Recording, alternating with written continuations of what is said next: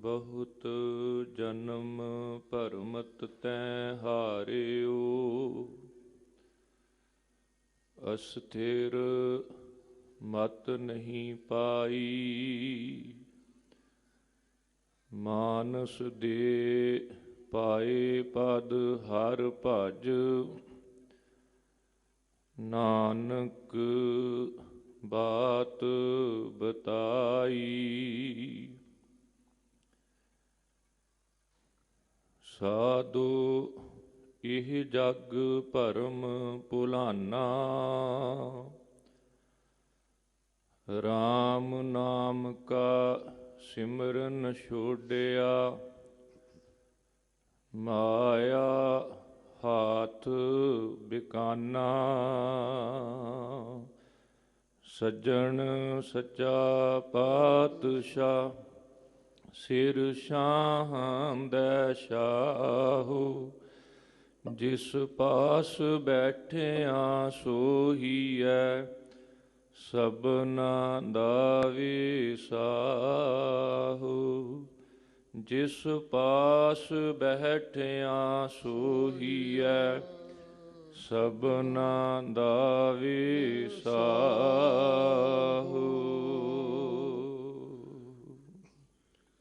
ਸਤਨਾਮ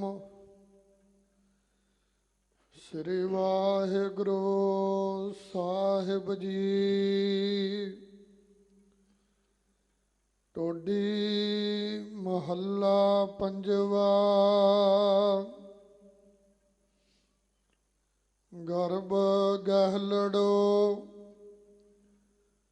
ਮੂੜੜੋ ਹੀਓ ਰੇ। ਹੀਓ ਮਹਾਰਾਜ ਰੀ ਮਾਇਓ,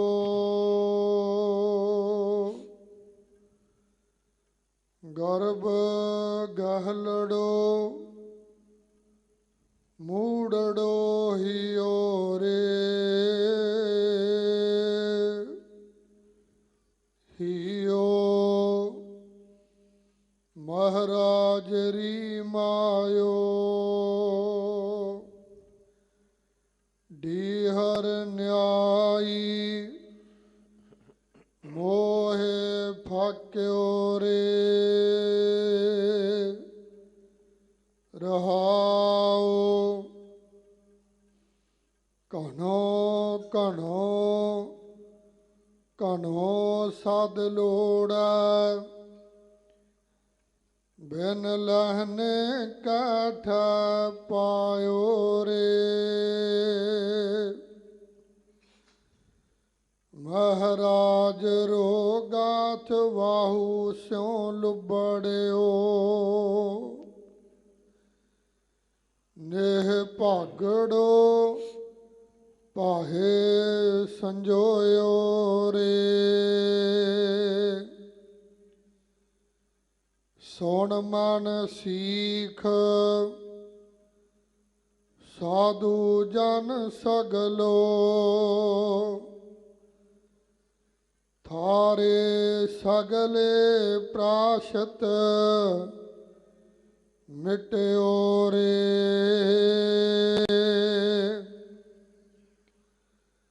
ਜਾ ਕੋ ਲਹਨੋ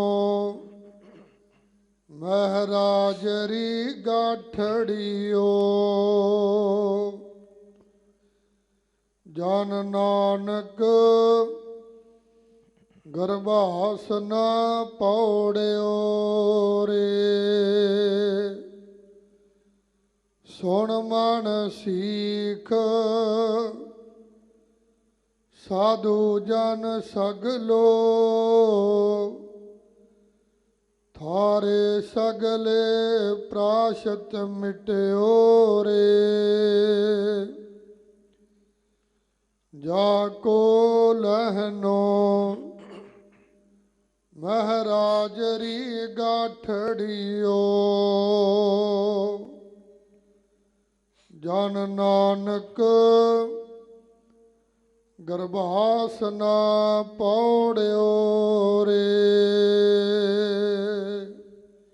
ਵਾਹਿਗੁਰੂ ਜੀ ਕਾ ਖਾਲਸਾ, ਵਾਹਿਗੁਰੂ ਜੀ ਕੀ ਫਤਿਹ। ਪਰਮ ਸਨਮਾਨਯੋਗ ਭਗਤ ਵਸ਼ਲ ਪਤਿਤ ਪਾਵਨ ਜੁਗੋ ਜੁਗ ਅਟਲ,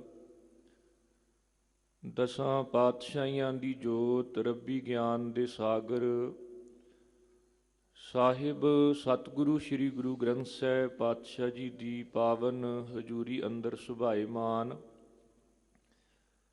ਬਹੁਤ ਹੀ ਵਡਭਾਗੀ ਗੁਰਸਿੱਖ ਸਤਸੰਗੀ ਜਨੋ, ਗੁਰੂ ਘਰ ਦੀ ਮਰਿਆਦਾ ਅਨੁਸਾਰ ਨਿਤਾ ਪ੍ਰਤੀ ਦੀਵਾਨ ਸਥਾਨ ਗੁਰਦੁਆਰਾ ਸ੍ਰੀ ਮੰਜੀ ਸਾਹਿਬ ਅਤੇ ਦੇਸ਼ ਵਿਦੇਸ਼ ਵਿੱਚ ਆਪੋ ਆਪਣੇ ਘਰਾਂ ਵਿੱਚ ਜੁੜ ਬੈਠ ਕੇ ਜਿਸ ਸਮੇਂ ਦੀ ਆਪ ਜੀ ਬੜੀ ਸ਼ਿੱਦਤ ਨਾਲ ਉਡੀਕ ਕਰਦੇ ਹੋ, ਸਿੱਖ ਕੌਮ ਦੇ ਕੇਂਦਰੀ ਅਸਥਾਨ ਮਨੁੱਖਤਾ ਲਈ ਰੂਹਾਨੀਅਤ ਦੇ ਮੁਜੱਸਮੇ ਸੱਚਖੰਡ ਸ੍ਰੀ ਹਰਿਮੰਦਰ ਸਾਹਿਬ ਵਿਖੇ ਦੀਨ ਦੁਨੀਆ ਦੇ ਮਾਲਕ ਸਾਹਿਬ ਸਤਿਗੁਰੂ ਸ੍ਰੀ ਗੁਰੂ ਗ੍ਰੰਥ ਸਾਹਿਬ ਪਾਤਸ਼ਾਹ ਜੀ ਨੇ ਅੰਮ੍ਰਿਤ ਵੇਲੇ ਪ੍ਰਕਾਸ਼ਮਾਨ ਹੋ ਕੇ ਤੁਰਠ ਕੇ ਜੋ ਮੁੱਖ ਵਾਕ ਸਾਨੂੰ ਬਖਸ਼ਿਸ਼ ਕੀਤੇ ਹਨ, ਉਸ ਦੀ ਅਤੇ ਚੱਲ ਰਹੀ ਲੜੀਵਾਰ ਗੁਰਬਾਣੀ ਦੀ ਕਥਾ ਆਪ ਜੀ ਨਿਤਾ ਪ੍ਰਤੀ ਸਰਵਣ ਕਰਦੇ ਹੋ। ਕੱਲ੍ਹ ਨੂੰ ਗੁਰੂ ਨਾਨਕ ਜੋਤ ਦੇ 9ਵੇਂ ਵਾਰਸ ਤਿਆਗ ਵੈਰਾਗ ਅਤੇ ਅਨੁਰਾਗ ਦੇ ਧਾਰਨੀ ਸਾਹਿਬ ਸਤਿਗੁਰੂ ਸ੍ਰੀ ਗੁਰੂ ਤੇਗ ਬਹਾਦਰ ਸਾਹਿਬ ਜੀ ਦਾ ਸ਼ਹੀਦੀ ਗੁਰਪੁਰਬ ਵੀ ਹੈ। ਯਤਨ ਕਰਾਂਗੇ ਕਿ ਅੱਜ ਤੇ ਕੱਲ੍ਹ ਸਤਿਗੁਰੂ ਸਾਹਿਬ ਜੀ ਦਾ ਜੋ ਪਰਉਪਕਾਰੀ ਇਤਿਹਾਸ ਹੈ, ਉਹਦੇ ਸੰਬੰਧ ਵਿੱਚ ਵੀ ਗੁਰਮਤਿ ਵਿਚਾਰਾਂ ਕੀਤੀਆਂ ਜਾਣ। ਇਹ ਪਾਵਨ ਅੰਮ੍ਰਿਤਮਈ ਬਚਨ ਜਿਨ੍ਹਾਂ ਦਾ ਮੂਲ ਪਾਠ ਆਪ ਜੀ ਨੇ ਹੁਣ ਸਰਵਣ ਕੀਤਾ ਹੈ, ਸ਼ਹੀਦਾਂ ਦੇ ਸਰਤਾਜ ਸ਼ਾਂਤੀ ਦੇ ਪੁੰਜ ਮਿੱਠ ਬੋਲੜੇ ਸਭਨਾਂ ਦੇ ਸਾਜਣ ਸਾਹਿਬ ਸਤਿਗੁਰੂ ਸ੍ਰੀ ਗੁਰੂ ਅਰਜਨ ਦੇਵ ਮਹਾਰਾਜ ਜੀ ਦੇ ਉਚਾਰਨ ਕੀਤੇ ਹੋਏ ਟੋਡੀ ਰਾਗ ਅੰਦਰ ਸਾਹਿਬ ਸਤਿਗੁਰੂ ਸ੍ਰੀ ਗੁਰੂ ਗ੍ਰੰਥ ਸਾਹਿਬ ਪਾਤਸ਼ਾਹ ਜੀ ਦੇ ਪਾਵਨ ਅੰਗ 715 ਤੇ ਸ਼ੋਭਨੀਕ ਹਨ। ਗਰੀਬ ਨਵਾਜ ਜੀ ਨੇ ਜੋ ਸ਼ਬਦ ਦੀਆਂ ਆਰੰਭ ਵਾਲੀਆਂ ਪਾਵਨ ਤੁਕਾਂ ਹਨ, ਉਹਨਾਂ ਨੂੰ ਹੀ ਰਹਾਉ ਤੇ ਕੇਂਦਰਿਤ ਕੀਤਾ ਹੈ, ਕਿਉਂਕਿ ਰਹਾਉ ਜਿਸ ਦਾ ਅਰਥ ਹੈ ਠਹਿਰਾਓ, ਭਾਵ ਇਹਨਾਂ ਪਾਵਨ ਤੁਕਾਂ ਦੇ ਵਿੱਚ ਸ਼ਬਦ ਦਾ ਅੰਤਰੀ ਭਾਵ ਹੈ, ਮੇਨ ਆਈਡੀਆ ਹੈ। ਗਰੀਬ ਨਵਾਜ ਜੀ ਸਮੁੱਚੇ ਸੰਸਾਰ ਦੇ ਜੀਵਾਂ ਦਾ ਜ਼ਿਕਰ ਕਰ ਰਹੇ ਨੇ। ਗਰਭ ਗਹਿਲੜੋ ਮੂੜੜੋ ਹਿਓ ਰੇ, ਹਿਓ ਮਹਾਰਾਜਰੀ ਮਾਇਓ, ਡੀਹਰ ਨਿਆਈ ਮੋਹ ਫਾਕਿਓ ਰੇ ਰਹਾਓ। ਹਿਓ ਦਾ ਅਰਥ ਹੈ ਹਿਰਦਾ। ਹਿਰਦਾ ਭਾਵੇਂ ਕਿਸੇ ਧਾਰਮਿਕ ਮਨੁੱਖ ਦਾ ਹੋਵੇ, ਕਿਸੇ ਸਮਾਜਿਕ ਜੀਵ ਦਾ ਹੋਵੇ, ਚਾਹੇ ਆਰਥਿਕ ਦੁਨੀਆ ਦੇ ਵਿੱਚ ਧਨ ਪਦਾਰਥ ਕਮਾਉਣ ਵਾਲੇ ਦਾ ਹੋਵੇ, ਚਾਹੇ ਰਾਜ ਭਾਗ ਸੱਤਾ ਦੇ ਧਾਰਨੀ ਕਿਸੇ ਹਾਕਮ ਦਾ, ਕਿਸੇ ਰਾਜੇ ਦਾ ਹੋਵੇ। ਜਦੋਂ ਵੀ ਮਨੁੱਖੀ ਹਿਰਦੇ ਦੇ ਵਿੱਚ ਮਾਇਆ ਦਾ ਮੋਹ, ਪਦਾਰਥਾਂ ਦਾ ਲਾਲਚ ਆਉਂਦਾ ਹੈ, ਉਹ ਮਨੁੱਖ ਆਪਣੀ ਜ਼ਿੰਦਗੀ ਦਾ ਜਿਹੜਾ ਸੰਤੁਲਨ ਹੈ ਉਹ ਖੋ ਬੈਠਦਾ ਹੈ।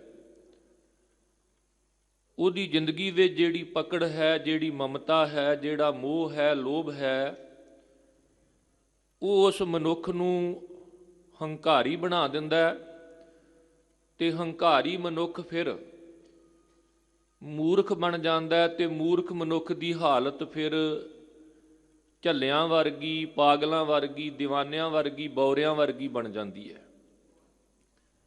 ਮਨੁੱਖ ਪ੍ਰਭਤਾ ਲਈ, ਰਾਜ ਭਾਗ ਲਈ, ਧਨ ਪਦਾਰਥਾਂ ਲਈ ਇਵੇਂ ਮੋਹ ਮਾਇਆ ਦੇ ਵਿੱਚ ਫਸ ਜਾਂਦਾ, ਜਿਵੇਂ ਇੱਕ ਮੱਛੀ ਜਿਹੜੀ ਹੈ ਉਹ ਕੁੰਡੀ ਦੇ ਵਿੱਚ ਜਾ ਕੇ ਫਸਦੀ ਹੈ।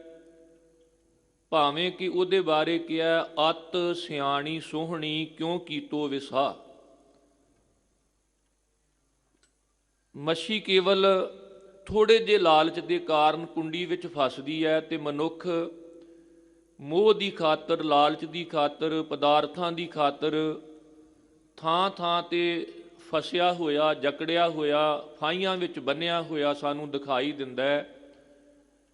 ਕਿਉਂਕਿ ਜਾਲੀ ਰੈਨ ਜਾਲ ਦਿਨ ਹੁਆ, ਜੇਤੀ ਘੜੀ ਫਾਹੀ ਤੇਤੀ। ਰਸ ਰਸ ਚੋਗ ਚੁਗੈ ਨਿਤ ਫਾਸੈ, ਛੂਟ ਸਮੂੜੇ ਕਵਨ ਗੁਣੀ। ਹੁਣ ਧਰਮ ਦੀ ਦੁਨੀਆ ਵਿੱਚ ਮੂਰਖਪੁਣਾ ਕੀ ਹੈ? ਆਜ ਨਾਮੇ ਬੀਠਲ ਦੇਖਿਆ, ਮੂਰਖ ਕੋ ਸਮਝਾਉਂ ਰੇ। ਧਰਮ ਦੀ ਦੁਨੀਆ ਵਿੱਚ ਮੂਰਖਪੁਣਾ ਹੈ ਜਦੋਂ ਸਰਬ ਸ਼ਕਤੀਮਾਨ, ਸਰਬ ਵਿਆਪਕ, ਸਰਬ ਸਾਂਝੇ ਰੱਬ ਨੂੰ ਛੱਡ ਕੇ ਮਨੁੱਖ ਕਿਸੇ ਛੋਟੀ, ਕਿਸੇ ਅਲਪ ਸ਼ਕਤੀ, ਕਿਸੇ ਸੀਮਤ ਸ਼ਕਤੀ ਦਾ ਪੁਜਾਰੀ ਬਣਨ ਦਾ ਯਤਨ ਕਰੇ। ਧਰਮ ਦੀ ਦੁਨੀਆ ਵਿੱਚ ਦੀਵਾਨਾਪਨ, ਬੌਰਾਪਨ, ਮੂਰਖਤਾਈ, ਝੱਲਾਪਣ ਕੀ ਹੈ ਕਿ ਜਦੋਂ ਕੋਈ ਸੇਖ ਇਸ ਕਰਕੇ ਖੁਦਾ ਦੇ ਅੱਗੇ ਸੀਸ ਨਾ ਨਵਾਏ ਕਿ ਮੇਰੇ ਸਿਰ ਤੇ ਜਿਹੜੀ ਪਗੜੀ ਹੈ ਜੇ ਕਿਤੇ ਧਰਤੀ ਤੇ ਲੱਗ ਗਈ ਮਿੱਟੀ ਨਾਲ ਲਿਬੜ ਜਾਵੇਗੀ।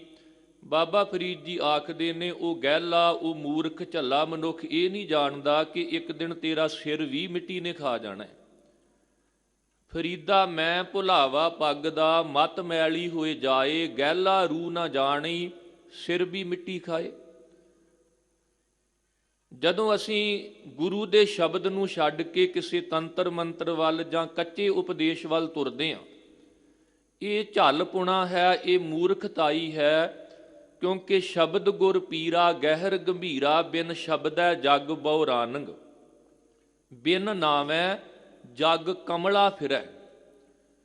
ਆਮ ਕਰਕੇ ਕਮਲੇ ਝੱਲੇ ਅਸੀਂ ਉਹਨਾਂ ਨੂੰ ਕਹਿੰਦੇ ਹਾਂ ਜਿਨ੍ਹਾਂ ਦੀ ਮੱਤ ਮਾਰੀ ਜਾਂਦੀ ਆ, ਜਿਨ੍ਹਾਂ ਕੋਲ ਕੋਈ ਸਿਆਣਪ ਨਹੀਂ, ਕੋਈ ਸੋਝੀ ਨਹੀਂ। ਤੇ ਧਰਮ ਦੀ ਦੁਨੀਆ ਵਿੱਚ ਮੂਰਖ ਉਦੋਂ ਹਾਂ, ਝੱਲਪੁਣਾ ਉਦੋਂ ਹੈ ਜਦੋਂ ਸੱਚੇ ਸ਼ਬਦ ਨੂੰ ਛੱਡ ਕੇ ਕਿਸੇ ਜਾਦੂ ਟੂਣੇ ਵੱਲ, ਕਿਸੇ ਧਾਗੇ ਤਵੀਤ ਵੱਲ, ਜਾਂ ਕੱਚੇ ਪਿੱਲੇ ਜਿੱਥੇ ਲੋਕ ਉਪਦੇਸ਼ ਕਰਨ ਲਈ ਬੈਠੇ ਨੇ, ਬੰਦਾ ਉੱਥੇ ਜਾ ਕੇ ਸਿਰ ਮਾਰੀ ਜਾਵੇ, ਝੂਮੀ ਜਾਵੇ ਵੀ ਬੜਾ ਆਨੰਦ ਆਇਆ, ਬੜੀ ਮੈਨੂੰ ਰੂਹਾਨੀਅਤ ਮਿਲ ਰਹੀ ਹੈ। ਇਹਦੇ ਤੋਂ ਵੱਡੀ ਮੂਰਖਤਾਈ ਹੋਰ ਕੀ ਹੋ ਸਕਦੀ ਹੈ? ਤੇ ਜਦੋਂ ਅਸੀਂ ਧੰਨ ਗੁਰੂ ਤੇਗ ਬਹਾਦਰ ਸਾਹਿਬ ਦੀ ਸ਼ਹਾਦਤ ਵੱਲ ਵੇਖਦੇ ਹਾਂ ਤੇ ਦੂਸਰੇ ਪਾਸੇ 1658 ਤੋਂ ਲੈ ਕੇ 1707 ਤੱਕ ਔਰੰਗਜ਼ੇਬ ਦੀ ਜ਼ੁਲਮੀਆਂ ਹਕੂਮਤ ਹੈ। ਔਰੰਗਜ਼ੇਬ ਰਾਜ ਭਾਗ ਪ੍ਰਭਤਾ ਦਾ ਇੰਨਾ ਭੁੱਖਾ ਸੀ, ਇੰਨਾ ਪ੍ਰਭਤਾ ਦੇ ਕਾਰਨ ਹੰਕਾਰ ਦੇ ਨਸ਼ੇ ਵਿੱਚ ਉਹ ਗਲਤਾਨ ਸੀ ਕਿ ਸਭ ਤੋਂ ਪਹਿਲਾਂ ਉਹਨੇ ਰਾਜ ਤਖਤ ਪ੍ਰਾਪਤ ਕਰਨ ਲਈ ਆਪਣੇ ਸਕੇ ਬਾਪ ਨੂੰ ਕੈਦਖਾਨੇ ਵਿੱਚ ਪਾਇਆ। ਸਕੇ ਭਰਾਵਾਂ ਦਾ ਖੂਨ ਕਰਕੇ, ਉਹਨਾਂ ਦੇ ਖੂਨ ਦਾ ਤਿਲਕ ਲਾ ਕੇ ਉਹ ਤਖਤ ਤੇ ਬੈਠਦਾ ਹੈ। ਸਕੀ ਭੈਣ ਰੋਸ਼ਨਾਰਾ, ਸਕੀ ਧੀ ਜੇਬੁਲ ਨਿਸਾ ਨੂੰ ਕੈਦਖਾਨੇ ਵਿੱਚ ਬੰਦ ਕਰ ਦਿੰਦਾ ਹੈ। ਸਰਮਦ ਵਰਗੇ ਫਕੀਰਾਂ ਨੂੰ ਮੌਤ ਦੇ ਘਾਟ ਉਤਾਰਨ ਦਾ ਹੁਕਮ ਦਿੰਦਾ ਹੈ। ਤੇ ਧੰਨ ਗੁਰੂ ਤੇਗ ਬਹਾਦਰ ਸਾਹਿਬ ਨੇ ਐਸੇ ਰਾਜੇ ਬਾਰੇ, ਐਸੇ ਪ੍ਰਭਤਾ ਦੀ ਭੁੱਖ ਰੱਖਣ ਵਾਲੇ, ਐਸੇ ਅਨਿਆਈ ਜ਼ੁਲਮੀ ਰਾਜਿਆਂ ਬਾਰੇ ਲਿਖਿਆ ਕਿ ਜੋਬਨ ਧਨ ਪ੍ਰਭਤਾ ਕੈ ਮਦ ਮੈਂ ਐਨ ਸਰਹਿ ਦੀਵਾਨਾ। ਵੀ ਉਵੇਂ ਭਾਵੇਂ ਉਹ ਕਵੇ ਵੀ ਮੈਂ ਬੜਾ ਸਿਆਣਾ ਹਾਂ, ਬੜਾ ਸੂਝਵਾਨ ਹਾਂ, ਪਰ ਸਤਿਗੁਰੂ ਗੁਰੂ ਤੇਗ ਬਹਾਦਰ ਸਾਹਿਬ ਸਹਿਮਤ ਨਹੀਂ। ਸਾਹਿਬ ਕਹਿੰਦੇ ਤੂੰ ਤੇ ਦੀਵਾਨਾ ਹੈ, ਤੂੰ ਤੇ ਪਾਗਲ ਹੈ, ਤੂੰ ਤੇ ਝੱਲਾ ਹੈ, ਤੂੰ ਤੇ ਬੌਰਾ ਹੈ। ਵੀ ਇੱਕ ਰਾਜ ਭਾਗ ਦੀ ਖਾਤਰ, ਧਨ ਪਦਾਰਥਾਂ ਦੀ ਖਾਤਰ, ਪ੍ਰਭਤਾ ਦੀ ਖਾਤਰ ਤੂੰ ਆਪਣੇ ਭਰਾਵਾਂ ਤੇ, ਆਪਣੇ ਪਿਤਾ ਤੇ, ਮੁਸਲਮਾਨ ਫਕੀਰਾਂ ਤੇ ਵੀ ਇੰਨਾ ਜ਼ੁਲਮ ਕੀਤਾ। ਫਿਰ ਉਹਦੀ ਮੂਰਖਤਾਈ ਕਿ ਉਹ ਇਹ ਚਾਹੁੰਦਾ ਸੀ ਮੈਂ ਬਾਕੀ ਧਰਮ ਖਤਮ ਕਰਕੇ ਕੇਵਲ ਇੱਕੋ ਧਰਮ ਦਾ ਬੋਲਬਾਲਾ ਕਰਾਂ। ਗਿਆਨੀ ਗਿਆਨ ਸਿੰਘ ਹੋਰਾਂ ਨੇ ਪੰਥ ਪ੍ਰਕਾਸ਼ ਵਿੱਚ ਲਿਖਿਆ, ਕਿਛ ਲੋਭ ਦਿਖਾਏ ਜ਼ੁਲਮ ਕਰਾਏ, ਤੁਰਕ ਬਣਾਏ ਬਹੁ ਹਿੰਦੂ। ਬਹੁ ਤਗ ਲਹਾਵਤ ਤਿਲਕ ਚਟਾਵਤ, ਅਤ ਸਤਾਵੈ ਤੁਰਕ ਹਿੰਦੂ। ਚਾਹਤ ਕਰਨੀ ਸਗਰੀ ਧਰਨੀ, ਦੀਨ ਸੁਵਰਨੀ ਤੁਰਕਾਨੀ। ਮੰਦਰ ਸਭ ਗੇਰੇ ਦੇਵਲ ਕੇਰੇ, ਬਿਨ ਹੀ ਦੇਰੇ ਅਭਮਾਨੀ। ਇੰਨਾ ਹੰਕਾਰੀ ਰਾਜਾ ਸੀ ਉਹ ਕਿ ਉਹਨੇ ਕਸ਼ਮੀਰ ਦੇ ਜਿਹੜੇ ਬ੍ਰਾਹਮਣ ਸਨ ਉਹਨਾਂ ਨੂੰ ਚੁਣਿਆ ਕਿ ਜੇ ਇਹ ਧਰਮੀ ਲੋਕ, ਇਹ ਪ੍ਰਚਾਰਕ ਜੇ ਇਸਲਾਮ ਧਾਰਨ ਕਰ ਲੈਣ ਤੇ ਬਾਕੀ ਜਨਤਾ ਆਪਣੇ ਆਪ ਹੀ ਇਸਲਾਮ ਨੂੰ ਧਾਰਨ ਕਰ ਲਵੇਗੀ। ਪਰ ਇਸ ਹੰਕਾਰ ਦੇ ਕਾਰਨ ਉਹਨੇ ਬਹੁਤ ਜ਼ੁਲਮੋ ਸਿਤਮ ਢਾਇਆ। ਬਹੁਤ ਧਰਮੀ ਦੇਸ਼ ਵਿੱਚ ਉਹ ਹਕੂਮਤ ਕਰਦਾ ਹੋਇਆ ਆਪਣੀ ਮੂਰਖਤਾ ਨਾਲ ਚਾਹੁੰਦਾ ਸੀ ਮੈਂ ਕੇਵਲ ਇੱਕੋ ਹੀ ਧਰਮ ਰੱਖਣਾ ਹੈ, ਬਾਕੀ ਸਾਰੇ ਜਿਹੜੇ ਨੇ ਉਹ ਖਤਮ ਕਰ ਦੇਣੇ ਨੇ। ਤੇ ਮੇਰੇ ਸਤਿਗੁਰੂ ਜੀ ਨੇ ਇਸੇ ਕਰਕੇ ਔਰੰਗਜ਼ੇਬ ਨੂੰ 10ਵੇਂ ਜਾਮੇ ਦੇ ਵਿੱਚ ਜਾ ਕੇ ਜਿਹੜਾ ਜ਼ਫਰਨਾਮਾ ਲਿਖਿਆ ਸੀ, ਫਤਿਹ ਦੀ ਚਿੱਠੀ, ਉਹਦਾ ਭਾਵ ਸੀ ਕਿ ਅਸੀਂ ਪਰਿਵਾਰ ਵਿਛੋੜੇ ਪਏ, ਮਾਛੀਵਾੜੇ ਦੇ ਜੰਗਲ ਆਏ, ਚਮਕੌਰ ਦੀ ਗੜੀ ਆਈ, ਸਰਹੰਦ ਦੀ ਦੀਵਾਰ ਆਈ, ਠੰਡਾ ਬੁਰਜ ਆਇਆ, ਇਹਨਾਂ ਕੁਝ ਸਹਾਰ ਕੇ ਵੀ ਜਿੱਤ ਗਏ ਆ, ਪਰ ਤੂੰ ਜ਼ੁਲਮ ਕਰਕੇ ਤਸ਼ੱਦਦ ਕਰਕੇ ਵੀ ਹਾਰ ਗਿਆ। ਔਰ ਔਰੰਗਜ਼ੇਬ ਨੇ ਅਖੀਰ ਵੇਲੇ ਇੱਕ ਨਸੀਹਤਨਾਮਾ ਵੀ ਲਿਖਿਆ ਸੀ ਜਿਹੜਾ ਉਹਦੀ ਮੌਤ ਤੋਂ ਬਾਅਦ ਉਹਦੇ ਬਿਸਤਰੇ, ਉਹਦੇ ਸਿਰਹਾਣੇ ਦੇ ਥੱਲਿਓਂ ਲੱਭਿਆ, ਜਿਹਨੂੰ ਬਿਸਤਰੇ ਮਰਗ ਕਿਹਾ ਜਾਂਦਾ ਹੈ। ਵੀ ਜਿਸ ਬਿਸਤਰੇ ਤੇ ਉਹ ਮਰਿਆ ਸੀ, ਪ੍ਰਾਣ ਤਿਆਗੇ ਸੀ, ਉਹਦੇ ਵਿੱਚ ਉਹਨੇ ਲਿਖਿਆ ਕਿ ਮੈਂ ਖਾਲੀ ਹੱਥ ਸੰਸਾਰ ਤੇ ਆਇਆ ਸੀ, ਅੱਜ ਪਾਪਾਂ ਦੀ ਪੰਡ ਲੈ ਕੇ ਜਾ ਰਿਹਾ। ਖੁਦਾ ਦਾ ਵਾਸਤਾ ਮੇਰੇ ਪਾਪਾਂ ਦਾ ਜ਼ਿਕਰ ਨਾ ਕਰਨਾ, ਮੇਰੀ ਕਬਰ ਦੇ ਨੇੜੇ ਕਿਸੇ ਦਰਖਤ ਨੂੰ ਨਾ ਲਾਉਣਾ, ਕਿਉਂਕਿ ਮੇਰੇ ਵਰਗੇ ਪਾਪੀ ਤੇ ਜ਼ੁਲਮੀ ਰਾਜੇ ਨੂੰ ਕੋਈ ਅਧਿਕਾਰ ਨਹੀਂ ਹੈ ਕਿ ਉਹਦੀ ਕਬਰ ਕਿਸੇ ਦਰਖਤ ਦੀ ਛਾਂ ਮਾਣ ਸਕੇ। ਹੋਰ ਕੁਝ ਮੇਰੇ ਨਾਲ ਕੀ ਜਾਣਾ, ਮੈਂ ਤੇ ਆਪਣੇ ਆਪ ਤੋਂ ਜੁਦਾ ਹੋ ਰਿਹਾ ਹਾਂ। ਪਰ ਇਹ ਸਮਝ ਉਦੋਂ ਆਈ ਜਦੋਂ ਅੰਤਲਾ ਸਮਾਂ ਆਇਆ। ਰਾਵਣ ਦੇ ਪਰਿਵਾਰ ਨੇ ਕਿੰਨਾ ਸਮਝਾਇਆ ਸੀ ਵੀ ਜਿਨ੍ਹਾਂ ਨੂੰ ਤੂੰ ਸਧਾਰਨ ਲੋਕ ਸਮਝ ਕੇ ਜ਼ੁਲਮ ਢਾਉਣ ਵਾਸਤੇ ਤਿਆਰੀ ਕਰੀ ਬੈਠਾ, ਉਹ ਤੇਰੀ ਹਕੂਮਤ ਨੂੰ, ਤੇਰੀ ਲੰਕਾ ਨੂੰ ਖਤਮ ਕਰਨ ਦਾ ਕਾਰਨ ਬਣਨਗੇ। ਔਰ ਸਤਿਗੁਰੂ ਜੀ ਨੇ ਰਾਵਣ ਦੀ ਇਸ ਜਿੱਦ ਨੂੰ ਮੂਰਖਤਾਈ ਆਖਿਆ। ਲੰਕਾ ਗੜ ਸੋਨੇ ਕਾ ਭਇਆ, ਮੂਰਖ ਰਾਵਣ ਕਿਆ ਲੈ ਗਿਆ। ਸਾਹਿਬ ਨੇ ਕਿਰਪਾ ਕੀਤੀ। ਗਰਭ ਗਹਿਲੜੋ ਮੂੜੜੋ ਹਿਓਰੇ, 3 ਲਫ਼ਜ਼ ਨੇ। ਇੱਕ ਗਰਭ, ਗਰਭ ਦਾ ਅਰਥ ਹੈ ਹੰਕਾਰ। ਗੈਲੜੋ ਦਾ ਅਰਥ ਹੁੰਦਾ ਹੈ ਗਹਿਲਾ, ਮੂਰਖ, ਬੇਸਮਝ, ਝੱਲਾ, ਦੀਵਾਨਾ। ਤੇ ਮੂੜੜੋ ਦਾ ਅਰਥ ਹੁੰਦਾ ਹੈ ਮੂਰਖ। ਭਾਵ ਜਦੋਂ ਜ਼ਿੰਦਗੀ ਦੇ ਵਿੱਚ ਮੋਹ ਮਾਇਆ ਦਾ, ਪ੍ਰਭਤਾ ਦਾ, ਰਾਜ ਭਾਗ ਦਾ ਹੰਕਾਰ ਆਵੇ ਤੇ ਮਨੁੱਖ ਉਸ ਵੇਲੇ ਝੱਲਾ ਹੋ ਜਾਂਦਾ ਹੈ। ਅੱਜ ਸਾਡੇ ਦੇਸ਼ ਵਿੱਚ ਵੀ ਇਹ ਹੋ ਰਿਹਾ ਕਿ ਜਿਹੜਾ ਹਾਕਮ ਲੋਕਾਂ ਨੇ ਚੁਣ ਕੇ ਭੇਜਿਆ ਹੁੰਦਾ ਹੈ, ਉਹ ਲੋਕਾਂ ਦੇ ਉੱਪਰ ਜ਼ੁਲਮ ਕਰਨਾ ਸ਼ੁਰੂ ਕਰ ਦਿੰਦਾ ਹੈ। ਜਿਸ ਪ੍ਰਜਾ ਦਾ ਉਹਨੇ ਪਾਲਕ ਬਣਨਾ ਸੀ, ਉਸ ਪ੍ਰਜਾ ਦੇ ਉੱਪਰ ਕਾਲੇ ਕਾਨੂੰਨ ਲਾਗੂ ਕਰਨਾ ਚਾਹੁੰਦਾ ਹੈ। ਉਹਨੂੰ ਭੁਲੇਖਾ ਹੈ ਵੀ ਸ਼ਾਇਦ ਇਹ ਸਧਾਰਨ ਲੋਕ ਮੇਰਾ ਕੁਝ ਨਹੀਂ ਵਿਗਾੜ ਸਕਦੇ। ਪਰ ਸਤਿਗੁਰੂ ਦੀ ਬਾਣੀ ਦਾ ਨਿਰਣਾ ਹੈ, ਜਿਸ ਨੂੰ ਆਪ ਖੁਆਏ ਕਰਤਾ ਖੁਸ਼ ਲਏ ਚੰਗਿਆਈ। ਜਿਹਨੂੰ ਉਸ ਕਰਤੇ ਪੁਰਖ ਨੇ ਆਪ ਖੁਆਰ ਕਰਨਾ ਹੋਵੇ, ਸਭ ਤੋਂ ਪਹਿਲਾਂ ਉਹਦੇ ਤੋਂ ਚੰਗਿਆਈਆਂ ਖੋਹਦਾ ਹੈ। ਉਹ ਬੰਦਾ ਬੁਰੇ ਕੰਮ ਕਰਦਾ, ਜ਼ੁਲਮ ਕਰਦਾ, ਕਿਉਂਕਿ ਰਾਜ ਭਾਗ ਬੜੇ ਵੱਡੇ ਭਾਗਾਂ ਨਾਲ ਮਿਲਦਾ। ਦਾਨੰਗ ਪਰਾ ਪੂਰਬੇਣ ਭੁਚੰਤੇ ਮਹੀਪਤੇ। ਪਰ ਜਦੋਂ ਰਾਜ ਭਾਗ ਪ੍ਰਾਪਤ ਕਰਕੇ ਹੰਕਾਰੀ ਬਣ ਜਾਵੇ, ਝੱਲਾ ਦੀਵਾਨਾ ਬਣ ਜਾਵੇ, ਮੂਰਖ ਬਣ ਜਾਵੇ, ਜ਼ੁਲਮੋ ਸਿਤਮ ਕਰੇ, ਤੇ ਫਿਰ ਸਾਹਿਬ ਕਹਿੰਦੇ ਵਿਪਰੀਤ ਬੁੱਧੰ ਮਾਰਤ ਲੋਕੈ, ਨਾਨਕ ਚਿਰੰਕਾਲ ਦੁੱਖ ਭੋਗਦੇ। ਹੁਣ ਗਰੀਬ ਨਵਾਜ ਜੀ ਨੇ ਇੱਕ ਨਿਰਣਾ ਦਿੱਤਾ ਕਿ ਰਾਜੇ ਚੁਲੀ ਨਿਆਮ ਕੀ, ਕਿ ਉਵੇਂ ਚੁਲੀਆਂ ਭਰਨ ਦਾ ਕੋਈ ਲਾਭ ਨਹੀਂ। ਜੇ ਅਸਲ ਚੁਲੀ ਭਰਨੀ ਹੈ ਤੇ ਰਾਜਾ ਸਹੀ ਨਿਆਮ ਕਰੇ, ਲੋਕ ਰਾਏ ਸਮਝੇ, ਲੋਕਾਂ ਦੀ ਆਵਾਜ਼ ਨੂੰ ਸੁਣੇ, ਤੇ ਉਹਦੇ ਅਹਿਲਕਾਰ, ਉਹਦੇ ਸਲਾਹਕਾਰ ਵੀ ਉਹਨੂੰ ਇਹੋ ਜਿਹੀ ਸਿੱਖਿਆ ਦੇਣ ਵੀ ਜਿਹਦੇ ਨਾਲ ਲੋਕਾਂ ਦੇ ਉੱਪਰ ਜ਼ੁਲਮ ਨਾ ਹੋਵੇ, ਧੱਕਾ ਨਾ ਹੋਵੇ, ਲੋਕਾਂ ਦੇ ਹੱਕ ਨਾ ਖੋਏ ਜਾਣ, ਸਗੋਂ ਲੋਕਾਂ ਨੂੰ ਇਨਸਾਫ ਦਿੱਤਾ ਜਾਵੇ। ਜਹਾਂਗੀਰ ਨੇ ਪੁੱਛਿਆ ਸੀ ਨਾ ਵਜ਼ੀਰ ਖਾਨ ਨੂੰ ਤੇ ਸਾਈਂ ਮੀਆਂ ਮੀਰ ਨੂੰ, ਨੂਰ ਜਹਾਂ ਨੂੰ, ਵੀ ਮੇਰਾ ਚੈਨ ਕਿੱਧਰ ਚਲਿਆ ਗਿਆ। ਤੇ ਉਹਨਾਂ ਤਿੰਨਾਂ ਨੇ ਇੱਕ ਸੁਰ ਵਿੱਚ ਹੋ ਕੇ ਆਖਿਆ ਸੀ ਵੀ ਜਦੋਂ ਤੂੰ ਸ਼ਾਂਤੀ ਦੇ ਪੁੰਜ ਗੁਰੂ ਅਰਜਨ ਦੇਵ ਜੀ ਨੂੰ ਤਸੀਹੇ ਦੇ ਦੇ ਕੇ ਸ਼ਹੀਦ ਕਰਵਾਇਆ, ਤੇ ਹੁਣ ਸ਼ਾਂਤੀ ਦੇ ਪੁੰਜ ਨੂੰ ਅੱਗ ਦੇ ਵਿੱਚ ਤਸੀਹੇ ਦੇ ਦੇ ਕੇ ਸ਼ਹੀਦ ਕਰਨ ਵਾਲਿਆ, ਤੇਰੀ ਜ਼ਿੰਦਗੀ ਵਿੱਚ ਚੈਨ ਕਿੱਥੇ ਹੈ। ਤੇ ਜਹਾਂਗੀਰ ਨੇ ਆਖਿਆ ਸੀ ਤੁਸੀਂ ਉਦੋਂ ਨਾ ਸਮਝਾਇਆ। ਕਹਿਣ ਲੱਗੇ ਸਮਝਾਉਣ ਦਾ ਯਤਨ ਤਾਂ ਬੜਾ ਕੀਤਾ ਸੀ, ਪਰ ਤੂੰ ਸੁਣਿਆ ਕਦੋਂ। ਤੇ ਹੁਣ ਵੀ ਤੂੰ ਗੁਰੂ ਹਰਗੋਬਿੰਦ ਸਾਹਿਬ ਜੀ ਨੂੰ ਗਵਾਲੀਅਰ ਦੇ ਕਿਲੇ ਵਿੱਚ ਕੈਦ ਕਰੀ ਬੈਠਾ ਹੈ।